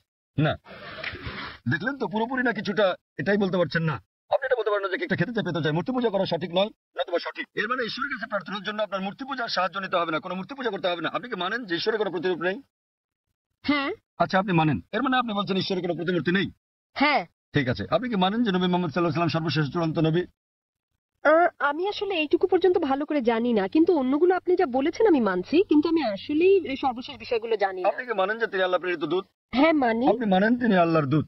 হ্যাঁ। চমৎকার, চর্চাটাই আসল। একজন নির্ভেজাল মুসলিম হওয়া সহজ কথা নয়। আমরাও চেষ্টা করছি। তবে আমি যদি বলি আপনি কি আমার সাথে কালিমায়ে শাহাদাত পাঠ করবেন, আপনি কি শাহাদাত পাঠ করবেন, যা আসলে আরবিতে একটা ঘোষণা, ওই একই কথা যা আমি বলেছি যে আল্লাহ ছাড়া কোনো প্রভু নেই আর নবী মুহাম্মদ সাল্লাল্লাহু আলাইহি ওয়াসাল্লাম তার দূত। আরবিতে এটা বলতে চান? হ্যাঁ স্যার, অবশ্যই। বেশ, আমি আরবিতে বলবো, আপনি আমার সাথে সাথে বলবেন, আর পরে এটার অনুবাদও বলবো। ঠিক আছে। আশহাদু আশহাদু আল্লাহ আল্লাহ ইলাহা ইলাহা ইল্লাল্লাহ ইল্লাল্লাহ ওয়া আশহাদু ওয়া আশহাদু আন্না আন্না মুহাম্মাদান মুহাম্মাদান আবদুহু আবদুহু ওয়া রাসূলুহু। ওয়া রাসূলুহু। আমি সাক্ষ্য দিচ্ছি, আমি সাক্ষ্য দিচ্ছি আমি সাক্ষ্য দিচ্ছি যে যে কোনো উপাস্য নেই কোনো উপাস্য নেই আল্লাহ ছাড়া, আল্লাহ ছাড়া, আর আমি সাক্ষ্য দিচ্ছি আর আমি সাক্ষ্য দিচ্ছি যে নবী মুহাম্মদ সাল্লাল্লাহু আলাইহি যে ওয়াসাল্লাম নবী মুহাম্মদ সাল্লাল্লাহু আলাইহি ওয়াসাল্লাম হলেন আল্লাহর আল্লাহর বান্দা এবং রাসূল। বান্দা এবং রাসূল। মাশাআল্লাহ বোন, ধন্যবাদ। এখন আপনি একজন মুসলিম এবং আমি প্রার্থনা করছি যেন আল্লাহ সুবহানাহু ওয়া তাআলা আপনাকে পথ প্রদর্শন করেন। আর আমি চাই যে ইনশাআল্লাহ সকল ভাই বোনেরা যখনই কেউ ইসলাম গ্রহণ করবেন আপনারা তাকে জ্ঞানের দিক থেকে সাহায্য করবেন, এভাবে আপনারা সমাজ সেবা করতে পারেন। বোন, আপনার কাছে একটা অনুরোধ আমার যে ইনশাআল্লাহ আপনি কোরআন অনুবাদ সহ পড়বেন, এমনকি যদি আগেও পড়ে থাকেন তবুও, এবং নির্দেশনাগুলো মেনে চলবেন, এবং ইনশাআল্লাহ আপনি তখন আল্লাহর কাছে নিজের ইচ্ছা সমর্পণকারী একজন নিষ্ঠাবান মানুষ হতে পারবেন। আর আমাদের জন্য দোয়া করবেন বোন। কোনো অমুসলিম ভাই আছেন? হ্যাঁ, ঠিক আছে। আমার নাম বালা। এমনিতে আমি একজন সাধারণ ইঞ্জিনিয়ার। আমি নিজেও এটা দৃঢ়ভাবে বিশ্বাস করি যে সমগ্র সৃষ্টি জগতের জন্য একজনই স্রষ্টা থাকা উচিত। কিন্তু আমার প্রশ্নটা হচ্ছে, সৃষ্টি নিজেই, ধরুন যে এই পৃথিবী স্রষ্টা নন, কি নিজে নিজেকে ধ্বংস করতে পারে? স্রষ্টা কি জগতের ধ্বংস সম্বন্ধে কিছু বলেছেন? ভাই একটা প্রশ্ন করলেন যে তিনি একমাত্র স্রষ্টা একজনই এবং এই বিশ্বব্রহ্মাণ্ড সবকিছু তিনি সৃষ্টি করেছেন। এই স্রষ্টা কি নিজে পৃথিবী ধ্বংস করতে পারেন? এর কোনো উল্লেখ আছে কিনা? আপনি যদি কোরআন পড়েন, যা সৃষ্টিকর্তা আল্লাহ সুবহানাহু ওয়া তাআলার সর্বশেষ চূড়ান্ত বার্তা, এটা বলা আছে যে তিনি এই ব্রহ্মাণ্ড তৈরি করেছেন এবং তিনি একদিন এটা ধ্বংস করে দেবেন, এটা বলা আছে। এবং যখন এটা ধ্বংস করবেন তিনি নতুন আরেকটা সৃষ্টি করবেন। সুতরাং এই জগৎ একটা নির্দিষ্ট সময়ের জন্যই, কিন্তু সর্বশক্তিমান আল্লাহ এই জগৎ ধ্বংস করে দেবেন, যাকে আমরা কিয়ামত বলি, পৃথিবীর অন্তিম পরিণতি। এবং আজকাল বিজ্ঞানীরা বলছেন যে ব্রহ্মাণ্ড একসময় ধ্বংস হয়ে যাবে। অনেক ধরনের তত্ত্ব বিজ্ঞানীরা দিয়ে থাকেন, যেমন ব্ল্যাক হোল বা এই ধরনের বিষয়, কিন্তু অনেকগুলো তত্ত্ব আবার কোরআনের বক্তব্যের সাথে মিলে যায়। যেমন ধরেন, কোরআন বলে যে সূর্য এবং চন্দ্র একসাথে মিলে যাবে, কোরআন বলে যে সমুদ্র ফুলে উঠবে, কোরআন বলে যে নক্ষত্রগুলো ঝরে পড়বে, কোরআন বলে যে সমগ্র সৃষ্টি জগৎ ধ্বংসের মুখে এসে দাঁড়াবে। এবং এই বিষয়ে যা বলা আছে তার অনেকগুলো বিজ্ঞানীদের দেওয়া তত্ত্বের সাথে মিলে যায়। তত্ত্ব কেন? কারণ এগুলো হচ্ছে অনুমান। যেহেতু কোরআন হলো সর্বশেষ এবং চূড়ান্ত কিতাব, আমরা বলছি যে যেভাবে আমাদের সৃষ্টিকর্তা কোরআনে বলেছেন সেভাবে এটা ঘটবে। এই বিশ্ব ব্রহ্মাণ্ড সেভাবেই ধ্বংস হবে। এটা ধ্বংস হওয়ার পর সবকিছু পুনরুত্থিত হবে, আল্লাহ একটা নতুন জগৎ তৈরি করবেন, এবং এটা নির্ভর করবে আমরা পরীক্ষা কেমন করি তার উপর। আল্লাহ বলেছেন সূরা মুলক অধ্যায় নম্বর 67 আয়াত নম্বর 2, আল্লাযী খালাকাল মাউতা ওয়াল হায়াতা। আল্লাহ সৃষ্টি করেছেন জীবন এবং মৃত্যু, তোমাদের মধ্যে সৎকর্মে কে উত্তম দেখার জন্য। তো ভাই, এটার উল্লেখ ধর্মগ্রন্থে আছে। তো আপনি কি এই স্রষ্টাতে বিশ্বাস করেন? আপনি কি মানেন যে স্রষ্টা একজনই? আমি বিশ্বাস করি না যে, ধরুন আমাদের এই মানব জাতি, কি বিশ্বাস করেন না? মানব জাতির পক্ষে সৃষ্টি মানে সৃষ্টি অর্থাৎ, দুঃখিত, আপনি বলছেন যে মানবজাতি কি এই পৃথিবীকে ধ্বংস করতে পারে। তো ভাই বলছেন যে মানবজাতি এই পৃথিবীকে ধ্বংস করতে পারে। হ্যাঁ, তারা করলে সেটাই, সেটা কি আমি বলতে চাইছি। আপনি মনে করেন মানবজাতি এই সৃষ্টিকে ধ্বংস করতে পারে? হ্যাঁ। ভাই বলছেন যে তিনি মনে করেন মানবজাতি পারে এই সৃষ্টিকে ধ্বংস করতে। তারা চেষ্টা করতে পারে কিন্তু সফলতা পাবে না। তারা চেষ্টা করতে পারে কিন্তু তারা সফলতা পারবে না। তারা সফলতা পারে শুধুমাত্র আল্লাহ সুবহানাহু ওয়া তাআলা চাইলেই। এমনিতে আমরা যেটা বুঝি যে বিজ্ঞানীরা বলে থাকেন সৃষ্টি হচ্ছে দুই প্রকারের।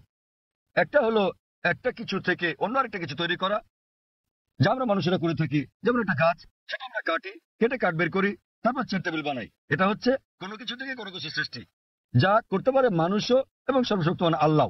কিন্তু অন্য ধরনের সৃষ্টিটা হচ্ছে শূন্য থেকে কোনো কিছু তৈরি করা, যা মানুষ কখনোই করতে পারবে না, শুধু আমাদের ঈশ্বরই করতে পারেন, শুধু আল্লাহই করতে পারেন। তাই আরবিতে খালাকা শব্দের দুটো মানে আছে। একটা মানে হলো কোনো কিছু থেকে আরেকটা কিছু তৈরি করা, এবং খালাকা শব্দের অন্য মানেটা হচ্ছে শূন্য থেকে কিছু তৈরি করা। এবং সর্বশক্তিমান এই চ্যালেঞ্জটা দিচ্ছেন সূরা তুরে অধ্যায় নম্বর 52 আয়াত নম্বর 35, তোমরা কি শূন্য থেকে কিছু তৈরি করতে পারো? উত্তর হচ্ছে না। একইভাবে আপনি যখন বলছেন যে আপনি ধ্বংস করছেন, আপনি গাছটিকে ধ্বংস করছেন, গাছটি চেয়ার টেবিলে রূপান্তরিত হলো, তো আপনি এটাকে নিশ্চিহ্ন করতে পারছেন না। শক্তি তার রূপ পরিবর্তন করে, বিজ্ঞানীরা তাই বলেন। হ্যাঁ, মানুষ এই ধরনের সৃষ্টি শুধু ঘটাতে পারে। আমরা ইট বানাতে পারি, বাড়ি বানাতে পারি, আবার সেটা ধ্বংস করতে পারি, কিন্তু অন্য কিছু তো রূপ নেবে। শুধু আল্লাহ সুবহানাহু ওয়া তাআলাই শূন্য অবস্থা থেকে অন্য কিছু তৈরি করতে পারেন, এবং তিনি সম্পূর্ণভাবে নিশ্চিহ্ন করতে পারেন, যে আমরা পারি না। আপনি চেষ্টা করতে পারেন, বলতে পারেন পারমাণবিক অস্ত্র দিয়ে ধ্বংস করতে পারি, আপনি সম্পূর্ণ ধ্বংস করতে পারবেন না, এটা একেবারে অসম্ভব। এটা শুধুমাত্র আমাদের স্রষ্টা সর্বশক্তিমান আল্লাহ করতে পারেন, আমরা পারি না। এ কারণে পবিত্র কোরআন বলে যে স্রষ্টা এই জগৎ তৈরি করেছেন এবং তিনি এটি ধ্বংস করে আরেকটি নতুন জগৎ তৈরি করবেন। আশা করি উত্তরটা পেয়েছেন। এবারে প্রশ্ন বোনদের দিক থেকে, ওখানে কোনো অমুসলিম বোন আছেন? আসসালামু আলাইকুম। এই প্রশ্নটা আসলে একজন অমুসলিম ভাইয়ের পক্ষ থেকে এসেছে। তার নাম স্বামীনাথন। তিনি তথ্য প্রযুক্তির উপর ব্যাচেলর ডিগ্রি করেছেন। তার প্রশ্নটি হলো, ইসলাম কেন সমালোচনার ব্যাপারে এতটা স্পর্শকাতর, আর কেন সালমান রুশদি বা ইউরোপীয় কার্টুনিস্টকে মৃত্যু পরোয়ানা দেওয়া হয়? সহজ ভাষায় বলতে গেলে ফতোয়া। আর একটু ভালোভাবে কি প্রতিক্রিয়া দেখানো সম্ভব নয়? বোন একটা ভালো প্রশ্ন করেছেন একজন অমুসলিম ভাইয়ের পক্ষ থেকে, যে কেন মুসলমানরা সমালোচনার প্রতি এত স্পর্শকাতর। তিনি সালমান রুশদির প্রসঙ্গ এনেছেন। সমালোচনার উপরে কেন এত সংবেদনশীল? বোন, প্রতিটি মানুষই সংবেদনশীল। আপনি আমাকে একজন মানুষ দেখান যে সংবেদনশীল নয়, কিন্তু তাদের সংবেদনশীলতা বদলাতে থাকে। সংবেদনশীলতা পরিবর্তিত হয়। কিছু নির্দিষ্ট ব্যাপারে আমরা সংবেদনশীল, কিছু ব্যাপারে তা নয়। তাই প্রতিটি মানুষের ক্ষেত্রে এটা পরিবর্তিত হয়। যখন মুসলমানদের ব্যাপারে বলতে হয়, আমরা মুসলমান, আমরা আমাদের পালন করতে আল্লাহ সুবহানাহু ওয়া তাআলাকে ভালোবাসি এবং আল্লাহ রাসূলকে ভালোবাসি। এবং নবী মুহাম্মদ সাল্লাল্লাহু আলাইহি সাল্লাম বলেছেন যে কোনো মুসলমানই প্রকৃত মুসলমান নয় যতক্ষণ পর্যন্ত সে আল্লাহ এবং তার রাসূলকে নিজের চেয়ে বেশি না ভালোবাসে, আল্লাহ এবং তার রাসূলকে নিজের চেয়ে বেশি ভালো না বাসে। এখন আমরা যদি দেখি যে কিছু মানুষ তাদের সন্তানদের সবচেয়ে বেশি ভালোবাসে। একটা গবেষণায় দেখা গেছে যে বানরেরা তাদের সন্তানদের খুব ভালোবাসে। তো একটা বানরকে একটা কুয়ার মধ্যে রাখা হলো তার বাচ্চার সাথে, তারপর পানি ঢালা হলো, কুয়ার ভেতর পানি বাড়তে লাগলো। তখন বানরটা তার বাচ্চাটাকে কোলে তুলে নিল। পানি বাড়তে থাকলে সে তার বাচ্চাটাকে বাঁচাতে চেষ্টা করছিল। যখন সে আর বাঁচাতে পারলো না, সে নিজে বাচ্চা ফেলে লাফ দিয়ে বেরিয়ে এলো। তাহলে তারা তাদের বাচ্চাকে অনেক বেশি ভালোবাসে, কিন্তু নিজের জীবনের চেয়ে বেশি নয়। এ কারণে বাচ্চাটাকে নিয়ে আসতে না পেরে সে নিজে লাফ দিয়ে বেরিয়ে চলে এলো। এটা একটা পরীক্ষা মাত্র। একইভাবে মানুষ তার বাচ্চাকে ভালোবাসে, নিজেকে ভালোবাসে, ঠিক আছে, কিন্তু যখন মুসলমানদের প্রসঙ্গ আসে, আমরা আল্লাহ এবং তার রাসূলকে নিজের চেয়ে বেশি ভালোবাসি। উদাহরণস্বরূপ, আপনি যদি আমাকে অপমান করেন, আমি এটা পছন্দ করব না, কিন্তু কিছু মনেও করব না। আমি পছন্দ করব না, কিছু মনেও করব না, ঠিক আছে, সমস্যা নেই।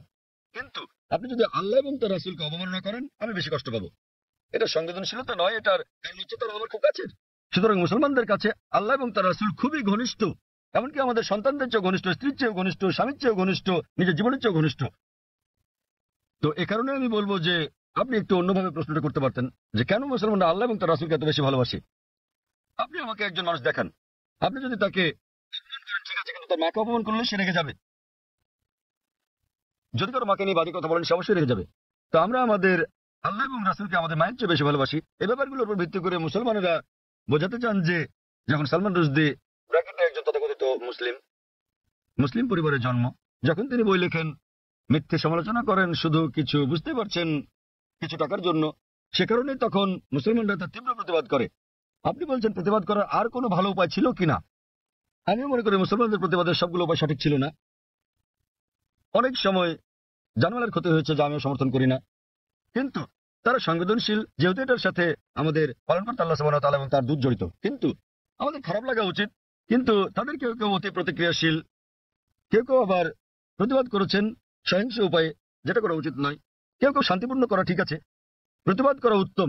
আর আপনি হয়তো আমার একটা আলোচনা ধর্মীয় মৌলবাদকে মত প্রকাশের অধিকারের জন্য বাধাস্বরূপ শুনে থাকবেন। আমি বিস্তারিত বলেছি সালমান রুশদি কি করেছেন আর তিনি কিভাবে বইটি লিখেছেন, এবং সর্বপ্রথম দেশ স্যাটানিক ভার্সেস যে নিষিদ্ধ করেছিল, কোন দেশ? ইন্ডিয়া। শ্রী রাজীব গান্ধী সে সময় প্রধানমন্ত্রী,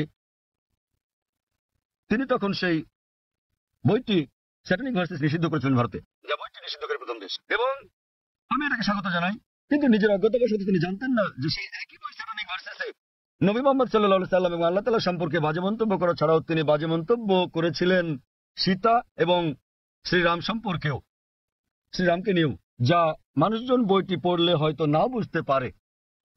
আর ভেবে দেখেন, আমি ইংরেজ সরকারের কাছে প্রশ্নটা করছি। কয়েক বছর আগে একজন আমেরিকান লেখক ছিলেন, সাহিত্যিক, যিনি মার্গারেট থ্যাচারের নীতি নিয়ে 4 অক্ষরের একটা শব্দ ব্যবহার করেন। মার্গারেট থ্যাচারের নীতি, এবং তারা তাকে ব্রিটেনে আসতে নিষিদ্ধ করলো। কেন? তিনি 4 অক্ষরের শব্দটা ব্যবহার করেছিলেন বলে। এই সালমান রুশদি তিনিও এই একই শব্দ ব্যবহার করেন এবং এটাতে আইএনজি যোগ করেন, অনেকবার করেছেন ইংরেজ নীতি সম্বন্ধে আর মার্গারেট থ্যাচারকে নিয়ে, এবং তিনি তাকে সম্বোধন করেন, জানেন কিনা, ম্যাগি বা দুশ্চরিত্রা।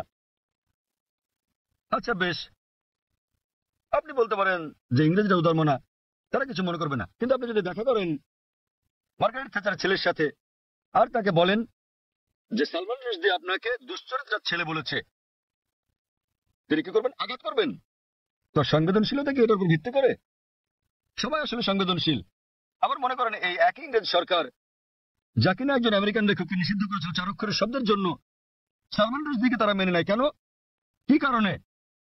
কারণ তিনি নবী মোহাম্মদ সাল্লাল্লাহু আলাইহি ওয়াসাল্লামের অবমাননা করেছেন। তাই যেহেতু নবী মোহাম্মদ সাল্লাল্লাহু আলাইহি ওয়াসাল্লামকে অবমাননা করেছেন, তারা মার্গারেট থ্যাচারকে বলা সে 4 অক্ষরের শব্দটা হজম করে নিয়েছে, কেননা তিনি ইসলামের নবীর অবমাননা করেছেন। তো এভাবে নীতিগুলো বদলাতে থাকে। আমরা যেটা বুঝি যে ইসলাম ধর্মে মত প্রকাশের স্বাধীনতা আছে, বক্তব্যের স্বাধীনতা আছে, কিন্তু এটা কখনোই সীমা অতিক্রম করবে না, এটা কাউকে কষ্ট দিতে পারবে না, আর এটার পক্ষে প্রমাণ থাকতে হবে। কাউকে আঘাত দিলেও যুক্তিযুক্ত এবং প্রমাণ সাপেক্ষ হলে সেটা ভিন্ন কথা, কিন্তু কুৎসা রটানো যাবে না। কুৎসা রটানো এবং পরনিন্দা করা ইসলামে নিষিদ্ধ। তাই এর উপর ভিত্তি করে মুসলমানরা যেহেতু সালমান রুশদি যেহেতু সে আমাদের নবী মুহাম্মদ সাল্লাল্লাহু আলাইহি ওয়াসাল্লামকে অবমাননা করেছে এবং কুৎসা রটিয়েছে, এই কারণেই মুসলমানদের খারাপ লেগেছে এবং তারা রাগান্বিত হয়েছে, আর এটা আমি সমর্থন করি। এবং আমরা যদি বিশ্লেষণ করি, অধিকাংশ ধর্মেই ধর্মকে অবমাননা করার শাস্তি খুব কঠিন। আপনি যদি পড়েন বাইবেল, যদি আপনি হিন্দু ধর্মগ্রন্থগুলো পড়েন, কোরআন শরীফ যদি পড়েন, আর এটাকে ধর্মের অবমাননা বলে জানি, এ কারণে মুসলমানরা এত রাগান্বিত। আর আমরা সংবেদনশীল, কারণ এটা এমন একটা কিছুর বিপক্ষে যা আমরা আমাদের জীবনের চেয়ে বেশি ভালোবাসি। আশা করি উত্তরটা পেয়েছেন। হ্যাঁ, আমি কি কোনো অমুসলিম কোনো ভাইয়ের কাছ থেকে কোনো প্রশ্ন নিতে পারি? ওখানে কোনো অমুসলিম ভাই আছেন? ঠিক আছে ভাই, আপনার প্রশ্নটি করুন। আমি নেলসন ম্যান্ডেলা, একজন মেডিকেল এক্সিকিউটিভ হিসেবে কাজ করছি। আমি অনেক জায়গায় লেখা দেখেছি যে শান্তি হলো ইসলাম। এটা ভালো কথা, তা সেটা যে যাই মনে করুক না কেন, অমুসলিমদের মধ্যে, খ্রিস্টান লোকদের মধ্যে, হিন্দু লোকদের মধ্যে একটা ভুল ধারণা আছে যে, এমনকি মুসলমানদের মধ্যে এটা আছে যে মুসলমান হওয়া মানে উদ্ধত। এটা কেন হবে? আবার একজন মানুষ হিসেবে আমি ঈশ্বরে বিশ্বাস করি, একক ঈশ্বরে। এমনকি আমি যিশুও বলি না। ঈশ্বরের দূতের উপর বিশ্বাস না রেখেও ইসলাম ধর্মে নিজেকে দীক্ষিত করতে পারি? দয়া করে আগে শুনুন, দূত বা নবীকে না মেনে কি আমি সেটা করতে পারি? এই অবস্থায় আমি যদি নিজেকে ধর্মান্তরিত করি, সবাই আমাকে যে নামে চেনে, নেলসন ম্যান্ডেলা, ধর্মান্তরিত হলেও আমি কি এই নামটা রাখতে পারবো? ভাই দুটো প্রশ্ন করেছেন। ওনার প্রথম প্রশ্নটা হচ্ছে যে কেন অমুসলিমরা ধরে নেয় যে মুসলিমরা, আপনারা জানেন যে তারা ইসলামের অনুসারী, ইসলাম মানে হলো শান্তি, কেন তারা ধরে নেয় যে মুসলিমরা উদ্ধত?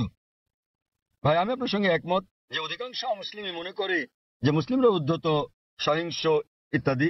ভাই এর কারণটা হলো মিডিয়া। মিডিয়া মিডিয়া সেভাবেই মুসলিমদেরকে তুলে ধরে। আপনি আজকে দেখেন যে কোনো সন্ত্রাসী হামলা হলেই সাথে সাথে তারা মুসলিমদের দায়ী করে, সব সময়, ঠিক বা ঠিক যাই হোক না কেন। ওকলাহোমা বোমা হামলা যুক্তরাষ্ট্রে, যাতে প্রায় 166 জন মানুষ মারা গিয়েছিল, এটা ছিল আমেরিকার মাটিতে সবচেয়ে বড় বোমা হামলা।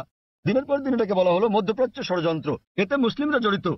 পরবর্তী সময়ে তারা জানতে পারলো যে এতে জড়িত ছিল 2 জন মার্কিন সৈন্য, কমিউনিস্ট, তারা জড়িত ছিল। এটা সংক্ষিপ্ত সংবাদে এলো শেষ, ঘটনা শেষ। তো মুসলমানদের ব্যাপারে হলো শিরোনামে চলে আসি, আর অমুসলিমরা জড়িত থাকলে এটা সংক্ষিপ্ত সংবাদ। যেমন ভারতীয় সংবাদপত্র আপনি দেখবেন যে একজন 50 বছর বয়স্ক আরব, 50 বছরের বয়সের আরব মুসলিম 19 বছরের এক মেয়েকে বিয়ে করছে, দেখবেন যে অনেক বড় সংবাদ শিরোনাম। পরের দিন 50 বছর বয়স্ক অমুসলিম 9 বছরের মেয়েকে ধর্ষণ করেছে, এটা হচ্ছে সংক্ষিপ্ত সংবাদ। তো মিডিয়া প্রথম পাতায় তুলে ধরে একজন 50 বছরের মুসলমান 19 বছরের মেয়েকে বিয়ে করছে, আর 50 বছর বয়স্ক অমুসলিম 9 বছরের মেয়েকে ধর্ষণ করছে, ছোট করে আসে। তো এই হচ্ছে আমাদের মিডিয়া। তাই আমি লেকচার দিয়েছি মিডিয়া এবং ইসলাম, যুদ্ধ না শান্তি বিষয়। এটা ছিল এই আলোচনাটা আমি প্রায় 1 বছর আগে দিয়েছিলাম বোম্বেতে, মিডিয়া ও ইসলাম, যুদ্ধ না শান্তি, এবং আরো অনেক জায়গায়। আর মিডিয়া কিভাবে কি করে বিস্তারিত বলেছি। ভাই আপনাকে একটা প্রশ্ন করি, আপনি কি আমাকে উদ্ধত মনে করেন? না। মাশাআল্লাহ। আপনি কি মনে করেন এখানে যারা বসে আছেন তারা সবাই উদ্ধত?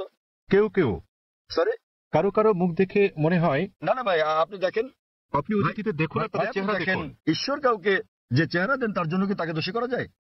আমি আপনার মুখ দেখতে পাচ্ছি না, এখান থেকে আপনার মুখ দেখতে পাচ্ছি না, আপনিও পর্দা আমার মুখ দেখতে পাচ্ছেন, আমি দেখছি না। খোদা না করুক আপনার চেহারা যদি উদ্ধত হয়, আপনাকে দায়ী করা যাবে না। না। তাই কখনো বলবেন না যে চেহারা উদ্ধত। হ্যাঁ, কারো ব্যবহার যদি আপনাকে খোঁচা মেরে থাকে, এখানে কেউ আপনাকে মেরেছে, আপনাকে কেউ গালাগাল করেছে? না। তো ভাই আপনি যদি বলেন চেহারা উদ্ধত, দেখতে হবে। দেখুন, চেহারা হলো ঈশ্বর প্রদত্ত, তাই কাকে দায়ী করবেন, ঈশ্বরকে না মানুষকে? অথবা নিজেকে দায়ী করতে পারেন যে আপনি মনে করছেন সে উদ্ধত। আরেকটা ব্যাপার দেখেন ভাই, মনোবিজ্ঞান আছে। মনোবিজ্ঞানে বলা হয় যে, দেখেন আমি একজন মেডিকেল ডাক্তার, মনোবিজ্ঞানে বলা হয় ধরেন আপনি ভাবছেন যে মিস্টার এ আপনার শত্রু, আপনার মনে হচ্ছে মিস্টার এ আপনার শত্রু, ঠিক আছে? কিন্তু তিনি একজন সাধারণ মানুষ, গড়পড়তা মানুষ। যখনই মিস্টার এ কে দেখছেন তাকে শত্রু ভাবছেন আপনি, এবং আপনি রেগে যাচ্ছেন, তার দিকে এভাবে তাকাচ্ছেন। তিনি একজন স্বাভাবিক মানুষ, যেহেতু আপনি সেভাবে তাকাচ্ছেন তিনিও রেগে যাচ্ছেন। তো যখনই তিনি রাগছেন, হ্যাঁ বলেছিলাম না, দেখলেন আমার দিকে কিভাবে তাকাচ্ছে? প্রথমে তো আপনি তাকিয়েছেন, তিনি একজন সাধারণ মানুষ, যেহেতু আপনি মনে মনে ভেবে নিয়েছেন যে মিস্টার এ আপনার শত্রু, তিনি যখনই আসেন আপনি শত্রুর মতো আচরণ করছেন তার সাথে। তিনি স্বাভাবিক, কিন্তু আপনি তাকে দেখছেন, তার চলাফেরা দেখছেন, রেগে তাকাচ্ছেন। তিনি ভাবছেন এই লোকটা আমার দিকে রেগে তাকাচ্ছে, তাই তিনিও রেগে যাচ্ছেন। তখন আপনি বলছেন দেখেন আমার দিকে কিভাবে তাকাচ্ছে, কিন্তু শুরু করেছে কি আপনি? তো এই মনস্তাত্ত্বিক মিডিয়া মানুষের মনের মধ্যে মাকড়সার জাল তৈরি করে দিয়েছে। মিডিয়ার ফাঁদ হচ্ছে মুসলমানরা উদ্ধত, সন্ত্রাসী, সহিংস, আপনাকে মেরে ফেলবে। তো আপনি খুব সাবধান হয়ে গেলেন, মানুষের মুখের দিকে তাকাচ্ছেন, হয়তো কেউ সন্ত্রাসীর মতো দেখতে। কারণ যখনই তারা বলছে সন্ত্রাসী মাথায় টুপি পরিয়ে দিচ্ছে, তো যখনই মাথায় টুপি পরা কাউকে দেখছেন আপনি ভাবছেন সন্ত্রাসী। তো আসলে এটা হলো মিডিয়া যেভাবে বিষয়টাকে দেখাচ্ছে। তাই টুপির সাথে আমি স্যুট পরি, পশ্চিমা পোশাক এবং ইসলামী পোশাক, আর পাজামাও আমার গোড়ালির উপরে, তো আমি এটা মিশ্রণ করি। মিশ্রণ হলো পশ্চিমা সংস্কৃতির, হালাল কিছু আমি নিতে পারি, কিন্তু আমি মাথায় টুপি পরি। তো আসলে এটা হলো মিডিয়া। কিন্তু এমনিতে হ্যাঁ, সমাজে কিছু বিপদগামী লোক থাকতে পারে। আমি বলছি না যে নিজেদের মুসলমান দাবি করা সকল মুসলমানই ভালো লোক, সকল ধার্মিক মুসলমান ভালো, কিন্তু মুসলমান নামধারী সবাই ধার্মিক মুসলমান নাও হতে পারে। ভাই বলেন তো, ভারতের সবচেয়ে বেশি ভারতীয়কে কারা হত্যা করেছে? কারা? আপনি কি জানেন? না। কাশ্মীর। কাশ্মীর জানেন তো? কাশ্মীর, হ্যাঁ হ্যাঁ, আপনি কোথায় শুনেছেন? মিডিয়ায়। একদম ঠিক, কাশ্মীর। কিছু হলে কাশ্মীরি মুসলমান, জিহাদি, ঠিক তো? ভাই আপনি কি জানেন ভারতের সবচেয়ে বেশি লোকদের কারা হত্যা করেছে? হয়তো কাশ্মীরিরা, তাই তো? না, আপনার কি মনে হয়, আপনি কি মনে করেন হয়তো তারাই? হয়তো। হয়তো, ঠিক আছে, এটা একদম অবাস্তব কথা। আপনি কি জানেন আসামে কতজন লোককে হত্যা করা হচ্ছে? উলফা, উলফার নাম শুনেছেন হয়তো? হয়তো সংক্ষিপ্ত সংবাদে, তাই তো? সংক্ষিপ্ত শিরোনামে নয়। উলফা হচ্ছে একটা হিন্দু সন্ত্রাসী সংগঠন। তাদের প্রধান উদ্দেশ্য হলো মুসলিমদের হত্যা করা। তারা কাশ্মীরি বিদ্রোহীদের চেয়েও বেশি হামলা করে থাকে, কিন্তু সংবাদে খুব কমই তাদের শোনা যায়। আপনি কি মাওবাদীদের জানেন? মাওবাদীরা তারা ভারতের ৬০০টি জেলার মধ্যে থেকে পুলিশের ভাষ্যমতে ১৫০টিরও বেশি জেলা দখল করে আছে। তাদের কাছে ভারতীয় সেনাবাহিনীর চেয়ে আধুনিক অস্ত্র গোলাবারুদ বেশি আছে। তাদের কাছে রকেট লঞ্চারও আছে। আপনি কি জানেন আধা কিলোমিটার দূর থেকেও তারা পুলিশ ফাঁড়ি ধ্বংস করে দেয়? এগুলো সংবাদে ছোট করে আসে। হ্যাঁ স্যার। তারা ভারতের জন্য কাশ্মীরিদের চেয়েও বড় বিপদ। কাশ্মীরিরা শুধু কাশ্মীরে গোলাগুলি করে। সেটা ঠিক না বেঠিক পরে আলোচনা করব। তাদের এই যুদ্ধ ন্যায় কি অন্যায় পরে আলোচনা করতে পারবো, ঠিক না বেঠিক? কিন্তু তারা স্থানীয় আর মাওবাদীরা পুরো দেশ কব্জা করছে, এবং সরকার মাওবাদীদের চেয়ে কাশ্মীরিদের নিয়ন্ত্রণ করতে বেশি টাকা খরচ করছে। আমাদের বুঝতে হবে যে এই হচ্ছে মিডিয়া। এটা মূলত মিডিয়াই। সব সমাজে খারাপ জিনিস আছে, মিডিয়া সমাজে দুষ্ট লোকদের খুঁজে বের করে এবং তুলে ধরে এভাবে যে মুসলিম মাত্র এরকম। আমি নিশ্চিত কিছু কিছু লোক মুসলমান হওয়া সত্ত্বেও অপরাধী, যারা হয়তো নিষ্পাপ লোকদের হত্যা করে থাকে, তারা কোরআনের বিরোধী। কিন্তু আরো বেশি অমুসলিম রয়েছে যারা আরো বড় অপরাধী, যারা আরো বেশি ভারতীয়কে হত্যা করছে, কিন্তু মিডিয়া তাদের তুলে ধরছে না। তো আপনার প্রথম প্রশ্নের উত্তরে বলা যায় যে এর জন্য মিডিয়ায় দায়ী, আর তা না হলে আপনি এখানে দাঁড়িয়ে থাকতেন না, ঠিক তো? চিন্তা করেন, আপনি হাজার হাজার লোকের সামনে দাঁড়িয়ে আমাকে প্রশ্ন করছেন। আমি এটা হ্যাঁ, ভাবিনি। সেটাই প্রশ্ন করা। যদি আপনি নিশ্চিত হতেন তাহলে আমাকে প্রশ্ন করতেন না, তাই তো? তো এটাই হচ্ছে প্রমাণ যে যদিও আপনি মিডিয়ার কথা শোনেন কিন্তু তাদেরকে পুরোপুরি বিশ্বাস করেন না। তাই আমরা আপনার মতো লোকদের সম্মান করি। নেলসন ম্যান্ডেলা, আর এটা আমাকে দক্ষিণ আফ্রিকার সেই মহান নেতার কথা মনে করিয়ে দেয়, নেলসন ম্যান্ডেলা। এবার আপনার দ্বিতীয় প্রশ্নে আসি। আপনি বলেছেন যে আপনি একজন খ্রিস্টান এবং যীশু খ্রিস্টের উপর বিশ্বাস স্থাপন করেন। আপনি জানতে চাইছেন আমি কি ইসলাম গ্রহণ করতে পারি, মুসলমান হতে পারি? রাসূলকে বিশ্বাস না করে আপনি বোঝাতে চাইছেন নবী মুহাম্মদকে বিশ্বাস না করার কথা, ঠিক? হ্যাঁ। দূত বলতে তো যীশু খ্রিস্টকেও একজন দূত বলা যায়।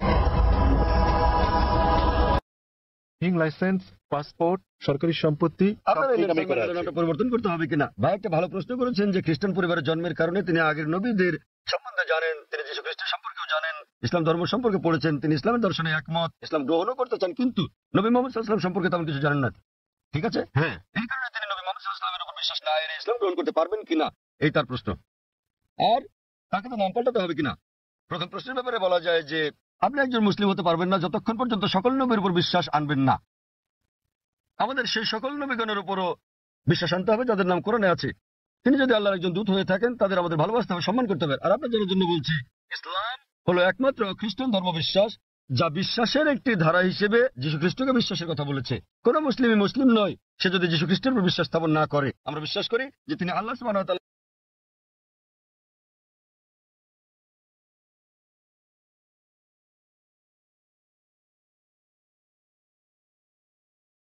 আল্লাহর সবচেয়ে প্রভাবশালী নবীগণের একজন। আমরা বিশ্বাস করি যে তিনি মসীহ, যাকে বলা হয় খ্রিস্ট। বিশ্বাস করেন যে যীশু খ্রিস্ট সাল্লাল্লাহু আলাইহি সাল্লাম নিজের অমরত্ব দাবিদার। তিনি বলেন যে তিনি ঈশ্বর।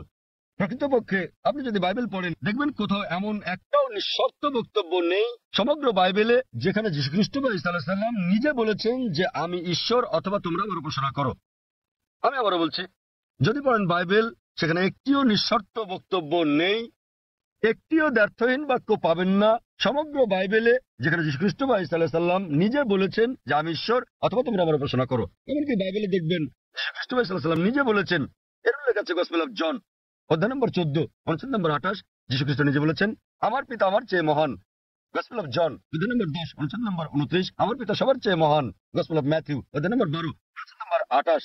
আমি ঈশ্বরের শক্তি দিয়ে শয়তানকে পরাভূত করি। গসপেল অফ লুক অধ্যায় নম্বর 11 অনুচ্ছেদ নম্বর 20। আমি ঈশ্বরের আঙ্গুলে ইশারায় শয়তানকে পরাভূত করি। গসপেল অফ জন অধ্যায় নম্বর 5 অনুচ্ছেদ নম্বর 30। আমি নিজে থেকে কিছুই করতে পারি না, আমি যেমন শুনি তেমন বিচার করি, আর আমার বিচার ন্যায্য, কারণ আমি নিজের ইচ্ছায় চলি না, আমার পিতার ইচ্ছায় চলি। যে বলবে আমি সর্বশক্তিমান আল্লাহর ইচ্ছার অনুসারে নিজের ইচ্ছার নয়, সে একজন মুসলিম। যীশু খ্রিস্ট সাল্লাল্লাহু আলাইহি সাল্লাম ছিলেন একজন মুসলিম। তিনি কখনোই দেবত্ব দাবি করেননি, তিনি কখনোই বলেননি যে তিনি ঈশ্বর। আর আপনি যদি বাইবেল পড়েন সেখানে বুক অফ অ্যাক্টসে আছে অধ্যায় নম্বর 2 অনুচ্ছেদ নম্বর 22 যে হে ইসরায়েলের লোকেরা, এই নাজারেথের যিশুর কথা শোনো। তোমাদের মধ্যে হতে ঈশ্বর কর্তৃক মনোনীত ব্যক্তি যিনি অলৌকিক অবিশ্বাস্য কাজ করেন ঈশ্বরের মাধ্যমে, আর তোমরা তার সাক্ষী। ঈশ্বর কর্তৃক মনোনীত এক ব্যক্তি তোমাদের মধ্যে আছেন যিনি অলৌকিক অবিশ্বাস্য কাজ করেন ঈশ্বরের মাধ্যমে, তোমরা তার সাক্ষী। আর যখন যীশু খ্রিস্ট সাল্লাল্লাহু আলাইহি সাল্লামকে জিজ্ঞেস করা হলো আপনার প্রথম নির্দেশ কি, তিনি অক্ষরে অক্ষরে সেই কথাটাই বললেন যা মুসা আলাইহিস সালাম বলেছিলেন বুক অফ ডিউটেরোনমি অধ্যায় 6 অনুচ্ছেদ 4-এ। যীশু খ্রিস্ট সাল্লাল্লাহু আলাইহি সাল্লাম সেই কথাটাই বলেন গসপেল অফ মার্ক অধ্যায় 12 অনুচ্ছেদ 29। তিনি বলেন শামা ইসরাঈল আদনা হাইনু আদনাই খাদ। শোনো ইসরায়েলবাসী, ঈশ্বর, আমাদের ঈশ্বর হলেন একজন ঈশ্বর।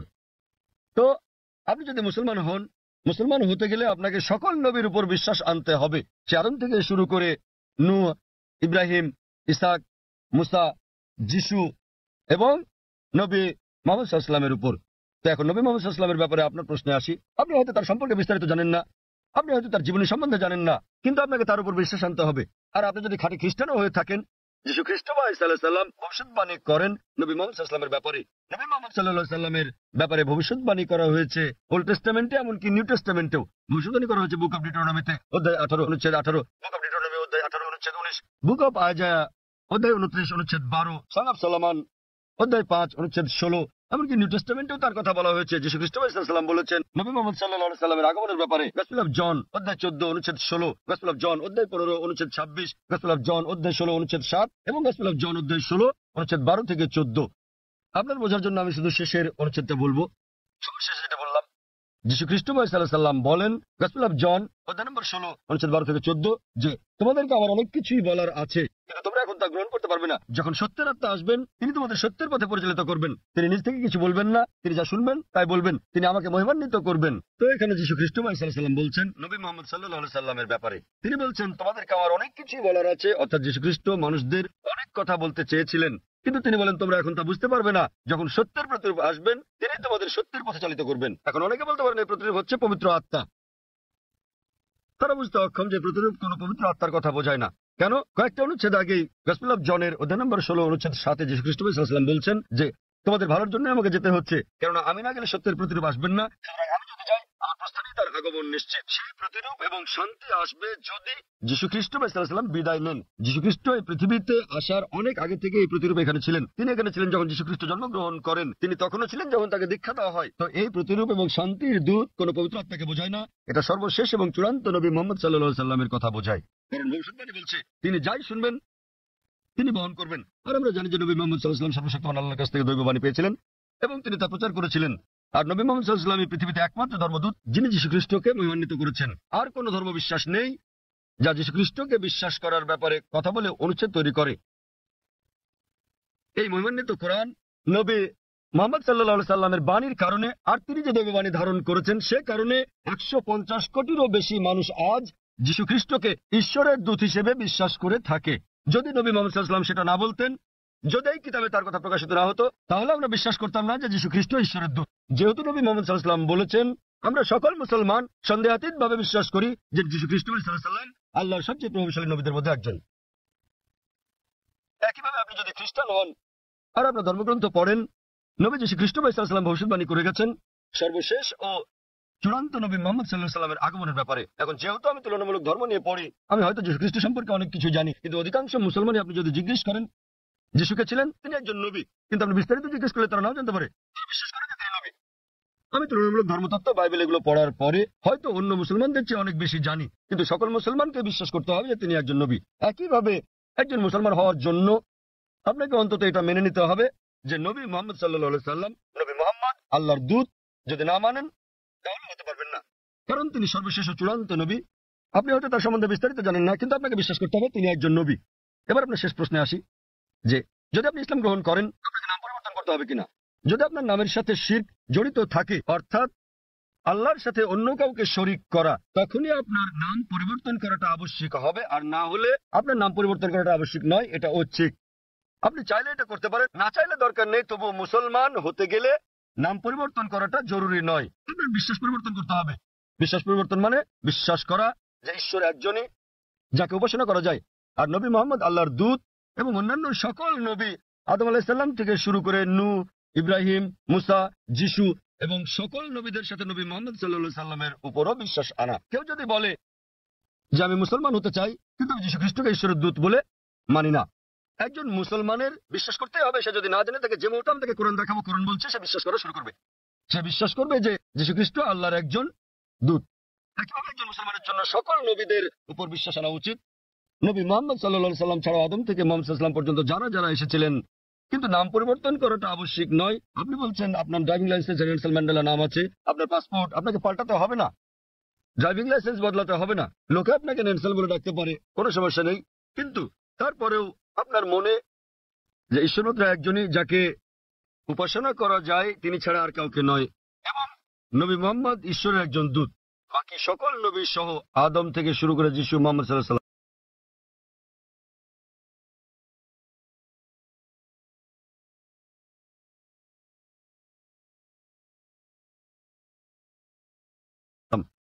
তো আপনি কি বিশ্বাস করেন যে মুহাম্মদ ঈশ্বরের একজন দূত? ভাই নেলসন, হ্যাঁ স্যার। আমি যদি বলি যে আপনার নাম নেলসনই রাখতে পারেন, বিশ্বাস করবেন যে মুহাম্মদ ঈশ্বরের একজন দূত? আপনি হয়তো তার সম্পর্কে বেশি কিছু জানেন না। আপনি হয়তো জানেন না যে তিনি কোথায় জন্মগ্রহণ করেন। যদি জানেন তো ভালো, কিন্তু এটা বাধ্যতামূলক নয়। তখন বিশ্বাস করবেন যে নবী মুহাম্মদ সাল্লাল্লাহু আলাইহি ওয়াসাল্লাম ঈশ্বরের দূত? হ্যাঁ স্যার। আপনি বিশ্বাস করেন? হ্যাঁ। আপনি হয়তো বিস্তারিত জানেন না, তা বিশ্বাস করেন? হ্যাঁ। আপনি বিশ্বাস করেন যে ঈশ্বর একজন? হ্যাঁ। আপনি কি মানেন যে যীশু খ্রিস্ট ঈশ্বর নন? যিশু ঈশ্বর নন, যিশু ঈশ্বরের একজন দূত। খুব ভালো, মাশাআল্লাহ। তো আপনি কি শাহাদাত পড়তে চান? হ্যাঁ। আচ্ছা, আমি আরবিটা বলবো, আপনি সাথে সাথে বলবেন। আপনি কি মানেন যে ঈশ্বর একজন? হ্যাঁ। আপনি কি মানেন যে নবী মুহাম্মদ সাল্লাল্লাহু আলাইহি ওয়াসাল্লাম ঈশ্বরের একজন দূত? আপনি হ্যাঁ। কি মানেন যে যীশু খ্রিস্ট ঈশ্বরের একজন দূত? হ্যাঁ। কেউ কি আপনাকে জোর করছে গ্রহণ করতে ইসলাম? না। কেউ আপনার উপর চাপ প্রয়োগ করছে? না। কোনো অর্থনৈতিক চাপ, টাকা? না। টাকার কোনো হ্যাঁ। ব্যাপার নেই। তো আপনি মন থেকেই বলছেন, হ্যাঁ। আপনার নিজের ইচ্ছাতে, হ্যাঁ। কোনো চাপ নেই আপনার উপর। বেশ, না। আমি আরবিতে বলবো, আপনি সাথে সাথে বলবেন। আশহাদু আশহাদু আল্লাহ আল্লাহ ইলাহা ইলাহা ইল্লাল্লাহ ইল্লাল্লাহ ওয়া আশহাদু ওয়া আশহাদু আন্না আন্না মুহাম্মাদান মুহাম্মাদান আবদুহু আবদুহু ওয়া রাসূলুহু। ওয়া রাসূলুহু। আমি সাক্ষ্য দিচ্ছি, আমি সাক্ষ্য দিচ্ছি আমি সাক্ষ্য দিচ্ছি যে যে কোনো উপাস্য নেই কোনো উপাস্য নেই আল্লাহ ছাড়া, আল্লাহ ছাড়া, এবং নবী মুহাম্মদ নবী মুহাম্মদ হলেন হলেন আল্লাহর দূত আল্লাহর দূত এবং আল্লাহর বান্দা। এবং আল্লাহর বান্দা। মাশাআল্লাহ। ভাই, আপনি এখন মুসলিম এবং আপনি আল্লাহর কাছে প্রার্থনা করেন যেন তিনি আপনাকে হিদায়াত দেন এবং ইনশাআল্লাহ জান্নাতে জায়গা দেন। এই জীবন হলো পরকালের জন্য পরীক্ষা, তিনি আপনাকে ইনশাআল্লাহ জান্নাতে নিয়ে যাবেন। এবং আমি অন্যান্য ভাইদের প্রতি বলবো যে যখনই কেউ গ্রহণ করবেন ইসলাম, আপনারা বিষয়টার প্রতি খেয়াল রাখবেন এবং আন্তরিকভাবে সহযোগিতা করবেন, আরো সহনশীল হবেন। কারণ আমাদের দিনে একজন নতুন মানুষ আসছেন, তাকে আপনার সামর্থ্য অনুযায়ী সাহায্য সহযোগিতা করুন। এবং ইনশাআল্লাহ আমি দোয়া করছি আপনি আপনার নাম নেলসনও রাখতে পারেন, আপনাকে নাম বদলাতে হবে না, এটা আসলে আবশ্যিক নয়। আপনাকে নাম বদলাতে হবে না, আপনার নাম নেলসনই রাখতে পারেন এবং একই সাথে একজন ধার্মিক মুসলিম হতে পারবেন। কোরআন বুঝে পড়ার চেষ্টা করবেন এবং যতটুকু নির্দেশনা আপনি পাবেন ইনশাআল্লাহ তা প্রয়োগ করেন। এবং আমি আপনাকে অনুরোধ করছি আমার জন্য দোয়া করবেন। ধন্যবাদ স্যার। কোনো অমুসলিম ভাই আছেন? এখানে একজন আছেন, তিনি তামিল ভাষায় প্রশ্ন করতে চান, যেটা অনুবাদ করা হবে। অনুবাদ করার মতো কেউ আছেন? কোনো ভাই অনুবাদ করবেন? হ্যাঁ ভাই, এখানে একজন অনুবাদক ঠিক আছে। আছেন। சபைக்கு শুভ সন্ধ্যা। আমি বালাஜி ইউরেকা ফোরবস কাজ করছি। யூஸ்வலா அந்த சாதாரண ஒரு எறும்போட உயிரோட வேல்யூ ஒன்று தான், நம்ம ஹியூமனோட உயிரும் ஒன்று, அதோட வேல்யூ ஒன்று தான். ஸோ நம்ம இந்த பீஃப் மட்டன்லாம் சாப்பிட்றோம், ஸோ தப்பு இல்லையா? தென் வந்து பார்த்தீங்கன்னா இந்த ஹிந்து முஸ்லீம் கிறிஸ்டின் மூணு, இந்த பகவத்கீதை ப்ளஸ் பைபிள் தென் குரான் மூணு கேஸ்டும் ஃபைனலாக எல்லா உயிர்கள் எடுத்து அன்பு செலுத்துங்க தான் சொல்கிறாங்க. ஸோ முஸ்லீம் மட்டும் ஸ்பெஷலாக நீங்கள் சொல்கிறது சரியா புரியல? ভাই একটা প্রশ্ন করেছেন যে একটা পিঁপড়া মারা অন্যায়, যদিও পিঁপড়া ক্ষতিকর হতে পারে, তো আরো বৃহৎ দৃষ্টিতে দেখতে গেলে মুসলমানরা যা করে তা হলো গরু এবং অন্যান্য পশু হত্যা করে। ওনার মতে মুসলমানরা অনেক বেশি গরুর মাংস, খাসির মাংস ইত্যাদি খায়। তো এটা কি অন্যায় নয়? কারণ গীতা, বাইবেল, কোরআন সব জায়গায় বলা আছে যে আপনাকে সকল প্রাণীর প্রতি দয়া দেখাতে হবে, কিন্তু এটা করা হচ্ছে না। ভাই যে প্রশ্নটা করলেন যে একটা পিঁপড়া মারাও অন্যায় এবং জীবন্ত প্রাণী মারাও অন্যায়, তো কেন মুসলিমরা মাংস খায়, গরু, খাসি ইত্যাদি, এটা কি অন্যায় নয়? আমাদের কি দয়া দেখানো উচিত নয়? আমি ভাইয়ের প্রশ্নের প্রথমাংশের সাথে একমত এবং এটা বুঝি যে তিনি ইংরেজি বুঝতে পারেন। যদি বলতে পারেন না, আমাদের মধ্যে অনেক লোক আছেন যারা ইংরেজি বুঝতে পারেন, যদি বলতে পারেন না, বাংলাতে প্রশ্ন করেন, তা আমার মনে হয় বাংলাতে বললেও ভাই বুঝবেন। যদিও তিনি ইংরেজিতে প্রশ্নটা করেননি, কারণ তিনি তামিল ভাষাতে বেশি সাবলীল। হত্যার ব্যাপারে যে কোনো প্রাণীকে বিনা কারণে হত্যা করা অন্যায় ইসলাম ধর্মে। এমনকি ইসলামেও কোন জীবন্ত প্রাণীকে অপ্রয়োজনে হত্যা করা পাপ। এ বিষয়ে একটা হাদিস আছে। নবী বলেছেন, যখন এক লোক বনে আগুন জ্বালাচ্ছিল, নবী বললেন এখানে আগুন জ্বালানোর কারণে এখানে পিঁপড়া আছে। অন্য জায়গায় জ্বালানোর মানে হচ্ছে নবী নিজেও চিন্তিত ছিলেন যে বনে আগুন জ্বালালে পিঁপড়া মারা যেতে পারে। তিনি সেই সাহাবাকে জায়গা বদলাতে বললেন যাতে পিঁপড়া না মারা যায়। এবার আপনার মূল প্রশ্নে আসি, কেন মুসলিমরা মাংসাশী প্রাণী হত্যা করে, মাংস খায় ইত্যাদি। প্রথমে আমি আপনাকে বলবো যে একজন মুসলমান 100% নিরামিষী হয়েও একজন খাঁটি মুসলমান হতে পারেন। মাংস খাওয়াটা আবশ্যিক নয় ইসলামে, কিন্তু যেহেতু আমাদের সৃষ্টিকর্তা আল্লাহ সুবহানাহু ওয়া তাআলা অনুমতি দিয়েছেন মাংস খাওয়ার জন্য, কেন তো আমরা খাবো না? আপনি যদি ভেবে দেখেন, পবিত্র কোরআনে বলা আছে সূরা মাইদা অধ্যায় 5 আয়াত নম্বর 1 যে তোমাদের জন্য বৈধ হলো চতুষ্পদ পশু। তাহলে চতুষ্পদ পশু খাওয়া আমাদের জন্য বৈধ। কোরআন বলছে সূরা নাহল অধ্যায় 16 আয়াত নম্বর 5 যে সর্বশক্তিমান আল্লাহ তোমাদের জন্য বৈধ করেছেন গবাদি পশুর মাংস, এবং আর অন্যান্য জায়গায় সূরা মুমিনুন অধ্যায় 23 আয়াত নম্বর 21 আর অনেক জায়গায়। এখন আমরা যদি বৈজ্ঞানিকভাবে বিশ্লেষণ করি, এমন কোন নিরামিষ খাবার নেই যাতে মানুষের প্রয়োজনীয় সকল উপাদান রয়েছে। মানুষের দরকার হয় অ্যামিনো অ্যাসিড, 21 ধরনের অ্যামিনো অ্যাসিডের দরকার হয়, যার মধ্যে অধিকাংশই শরীরে উৎপন্ন হয়, কিন্তু 8টি খাবারের মাধ্যমে জারিত করা হয়। এদেরকে বলা হয় 8টি আবশ্যকীয় অ্যামিনো অ্যাসিড। আমার জানা মতে এমন কোন শাকসবজি নেই যাতে 8 ধরনের অ্যামিনো অ্যাসিড আছে। তাই এমন কোন শাকসবজি নেই যেটাকে বলা হয় সম্পূর্ণ খাদ্য। সুতরাং এগুলো আমিষ জাতীয় খাবার থেকেই সংগ্রহ করতে হবে। আপনি যদি আরো বিশ্লেষণ করে দেখেন, আমিষ জাতীয় খাবার এটা পুষ্টিকর, ভিটামিন কে তে ভরপুর। আর আরো গভীরভাবে দেখলে যদি আপনি দেখেন তৃণভোজী প্রাণীদের দাঁত, গরু, ছাগল, ভেড়া, তাদের দাঁত সমান। তারা শুধু শাকসবজি খায়, শুধু ঘাস খেতে পারে, মাংস খেতে পারে না। আপনি যদি মাংসাশী প্রাণীদের দাঁতগুলো দেখেন, বাঘ, সিংহ, নেকড়ে, চিতা, তাদের সবার সুচালো দাঁত আছে, কুকুরের দাঁতের মতো। এই প্রাণীদেরকে বলা হয় মাংসাশী প্রাণী। তারা শুধু মাংস খায়, তারা শাকসবজি খায় না। আপনি যদি মানুষের দাঁতগুলো ভালো করে দেখেন, আয়নার সামনে গিয়ে, মানুষের আছে সমান দাঁত, আবার সুচালো দাঁতও আছে। যদি সর্বশক্তিমান ঈশ্বর চাইতেন যে আমরা শুধু শাকসবজি খাবো, তাহলে কেন তিনি আমাদের এই সুচালো দাঁত দিলেন? কেউ বলতে পারেন কেন? কারণ সর্বশক্তিমান ঈশ্বর চান যে আমরা দুটোই খাই, মাংসও খাই, শাকসবজিও খাই। মাংস তিনি যদি চাইতেন যে আমরা শুধু শাকসবজি খাবো, তাহলে তিনি কেন সুচালো দাঁত দিলেন? আবার আপনি যদি মানুষের পরিপাকতন্ত্রটাকে বিশ্লেষণ করে দেখেন, এটা উভয় খাদ্যই হজম করতে পারে, সবজি এবং আমিষ জাতীয় খাবার। তৃণভোজী প্রাণীদের পরিপাকতন্ত্র, গরু, ছাগল, ভেড়া, এরা শুধু শাকসবজি জাতীয় খাবার হজম করতে পারে, মাংস হজম করতে পারে না। আবার মাংসাশী প্রাণীদের পরিপাকতন্ত্র দেখেন, সিংহ, বাঘ, নেকড়ে শুধু মাংসই হজম করতে পারে, শাকসবজি হজম করতে পারে না। কিন্তু মানুষের পরিপাকতন্ত্রে আছে ক্ষুদ্রান্ত্র এবং বৃহদান্ত্র, এটা উভয় খাদ্য হজম করতে পারে, সবজি আবার আমিষ জাতীয় খাবার, মাংস জাতীয় খাবার। সর্বশক্তিমান ঈশ্বর যদি চাইতেন আমরা খাঁটি নিরামিষী হই, কেন তিনি আমাদের এমন পরিপাকতন্ত্র দিলেন যে উভয় খাদ্য হজম করতে পারে? কিন্তু এটাই স্বাভাবিক। তো আপনি ভেবে দেখেন যে সর্বশক্তিমান ঈশ্বর মানুষকে এমন ভাবে সৃষ্টি করেছেন যেন তারা সবজিও খেতে পারে, আবার মাংসও খেতে পারে, নিরামিষ এবং আমিষ। আর অনেক লোকের ভুল ধারণা একটা আছে যে অধিকাংশ ধর্মই আমিষ জাতীয় খাবার খেতে নিষেধ করেছে।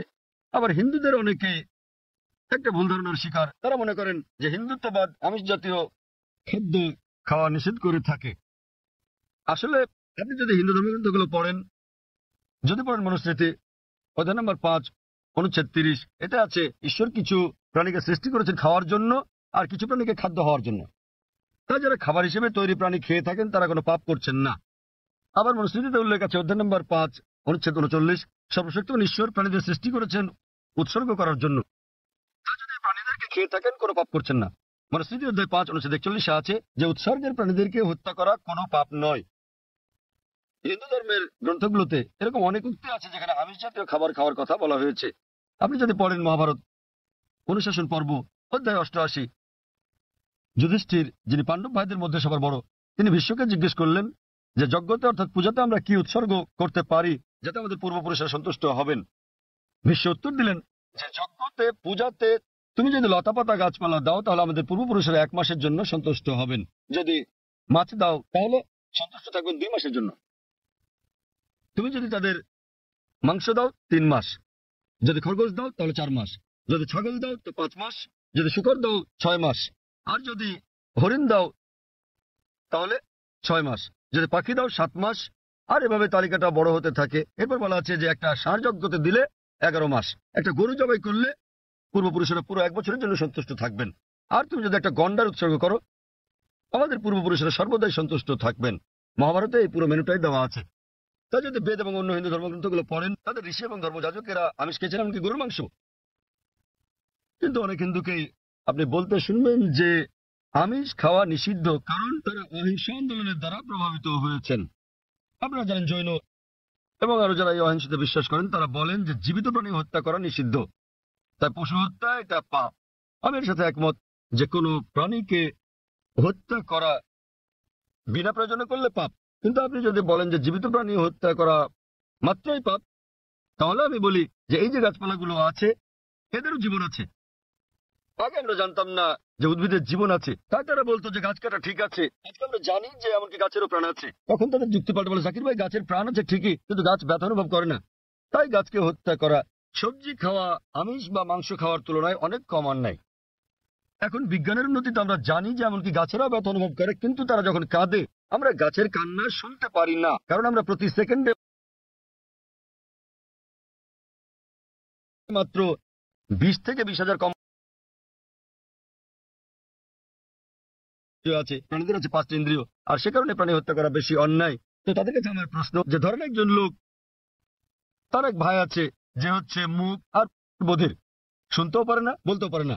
এখন কেউ যদি তাকে গিয়ে মেরে ফেলে, ধরেন আপনার নিজেরই ভাই যে মুখ ও বধির, কথা বলতে পারে না শুনতেও পারে না, এখন কেউ যদি তাকে হত্যা করে আপনি কি বিচারকের কাছে গিয়ে বলবেন যে হুজুর হত্যাকারীকে কম শাস্তি দিন কারণ আমার ভাইয়ের 2টো ইন্দ্রিয় কম ছিল, সে বলতে পারতো না শুনতে পারতো না, আপনি কি তাই বলবেন?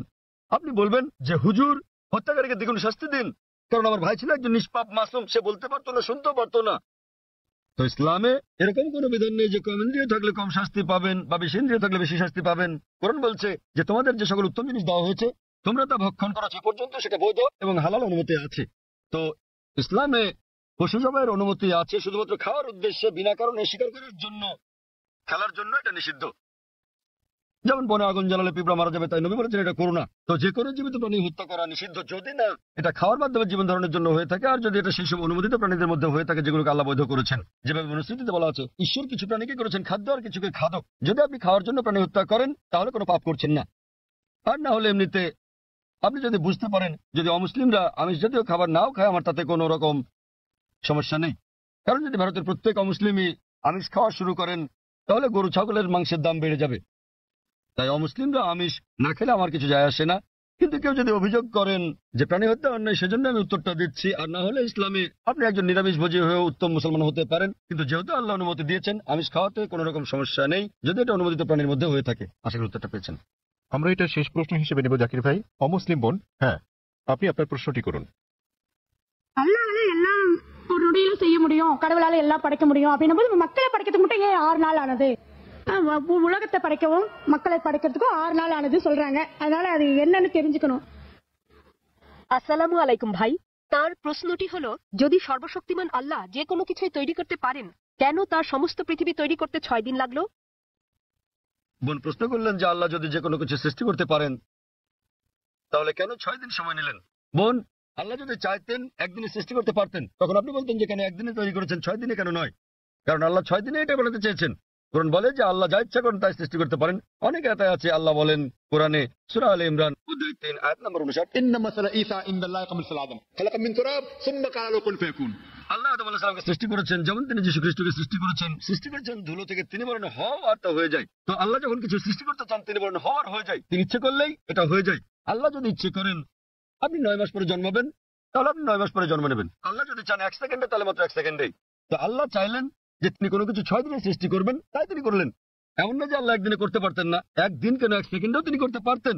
আল্লাহ চেয়েছেন এটা 6 দিনে বানাতে, সেজন্য 6 দিনে হয়েছে।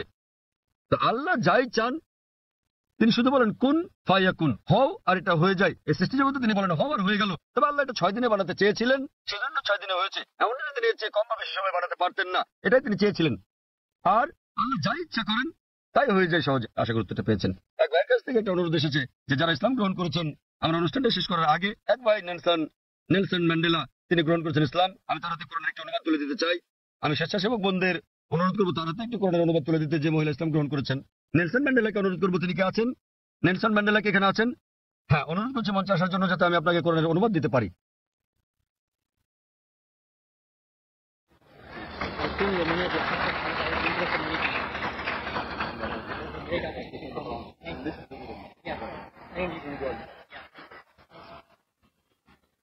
আমি আরো অনুরোধ করছি, কয়েকজন বোন ইসলাম গ্রহণ করেছেন। আমি চাইবো যে আমাদের মহিলা স্বেচ্ছাসেবকেরা কোরআনের অনুবাদ তাদের হাতে একটি করে তুলে দেবেন। ওয়া আখিরু দাওয়ানা আলহামদুলিল্লাহি রাব্বিল আলামিন। অসংখ্য ধন্যবাদ আপনাদের ভাই ও বোনেরা।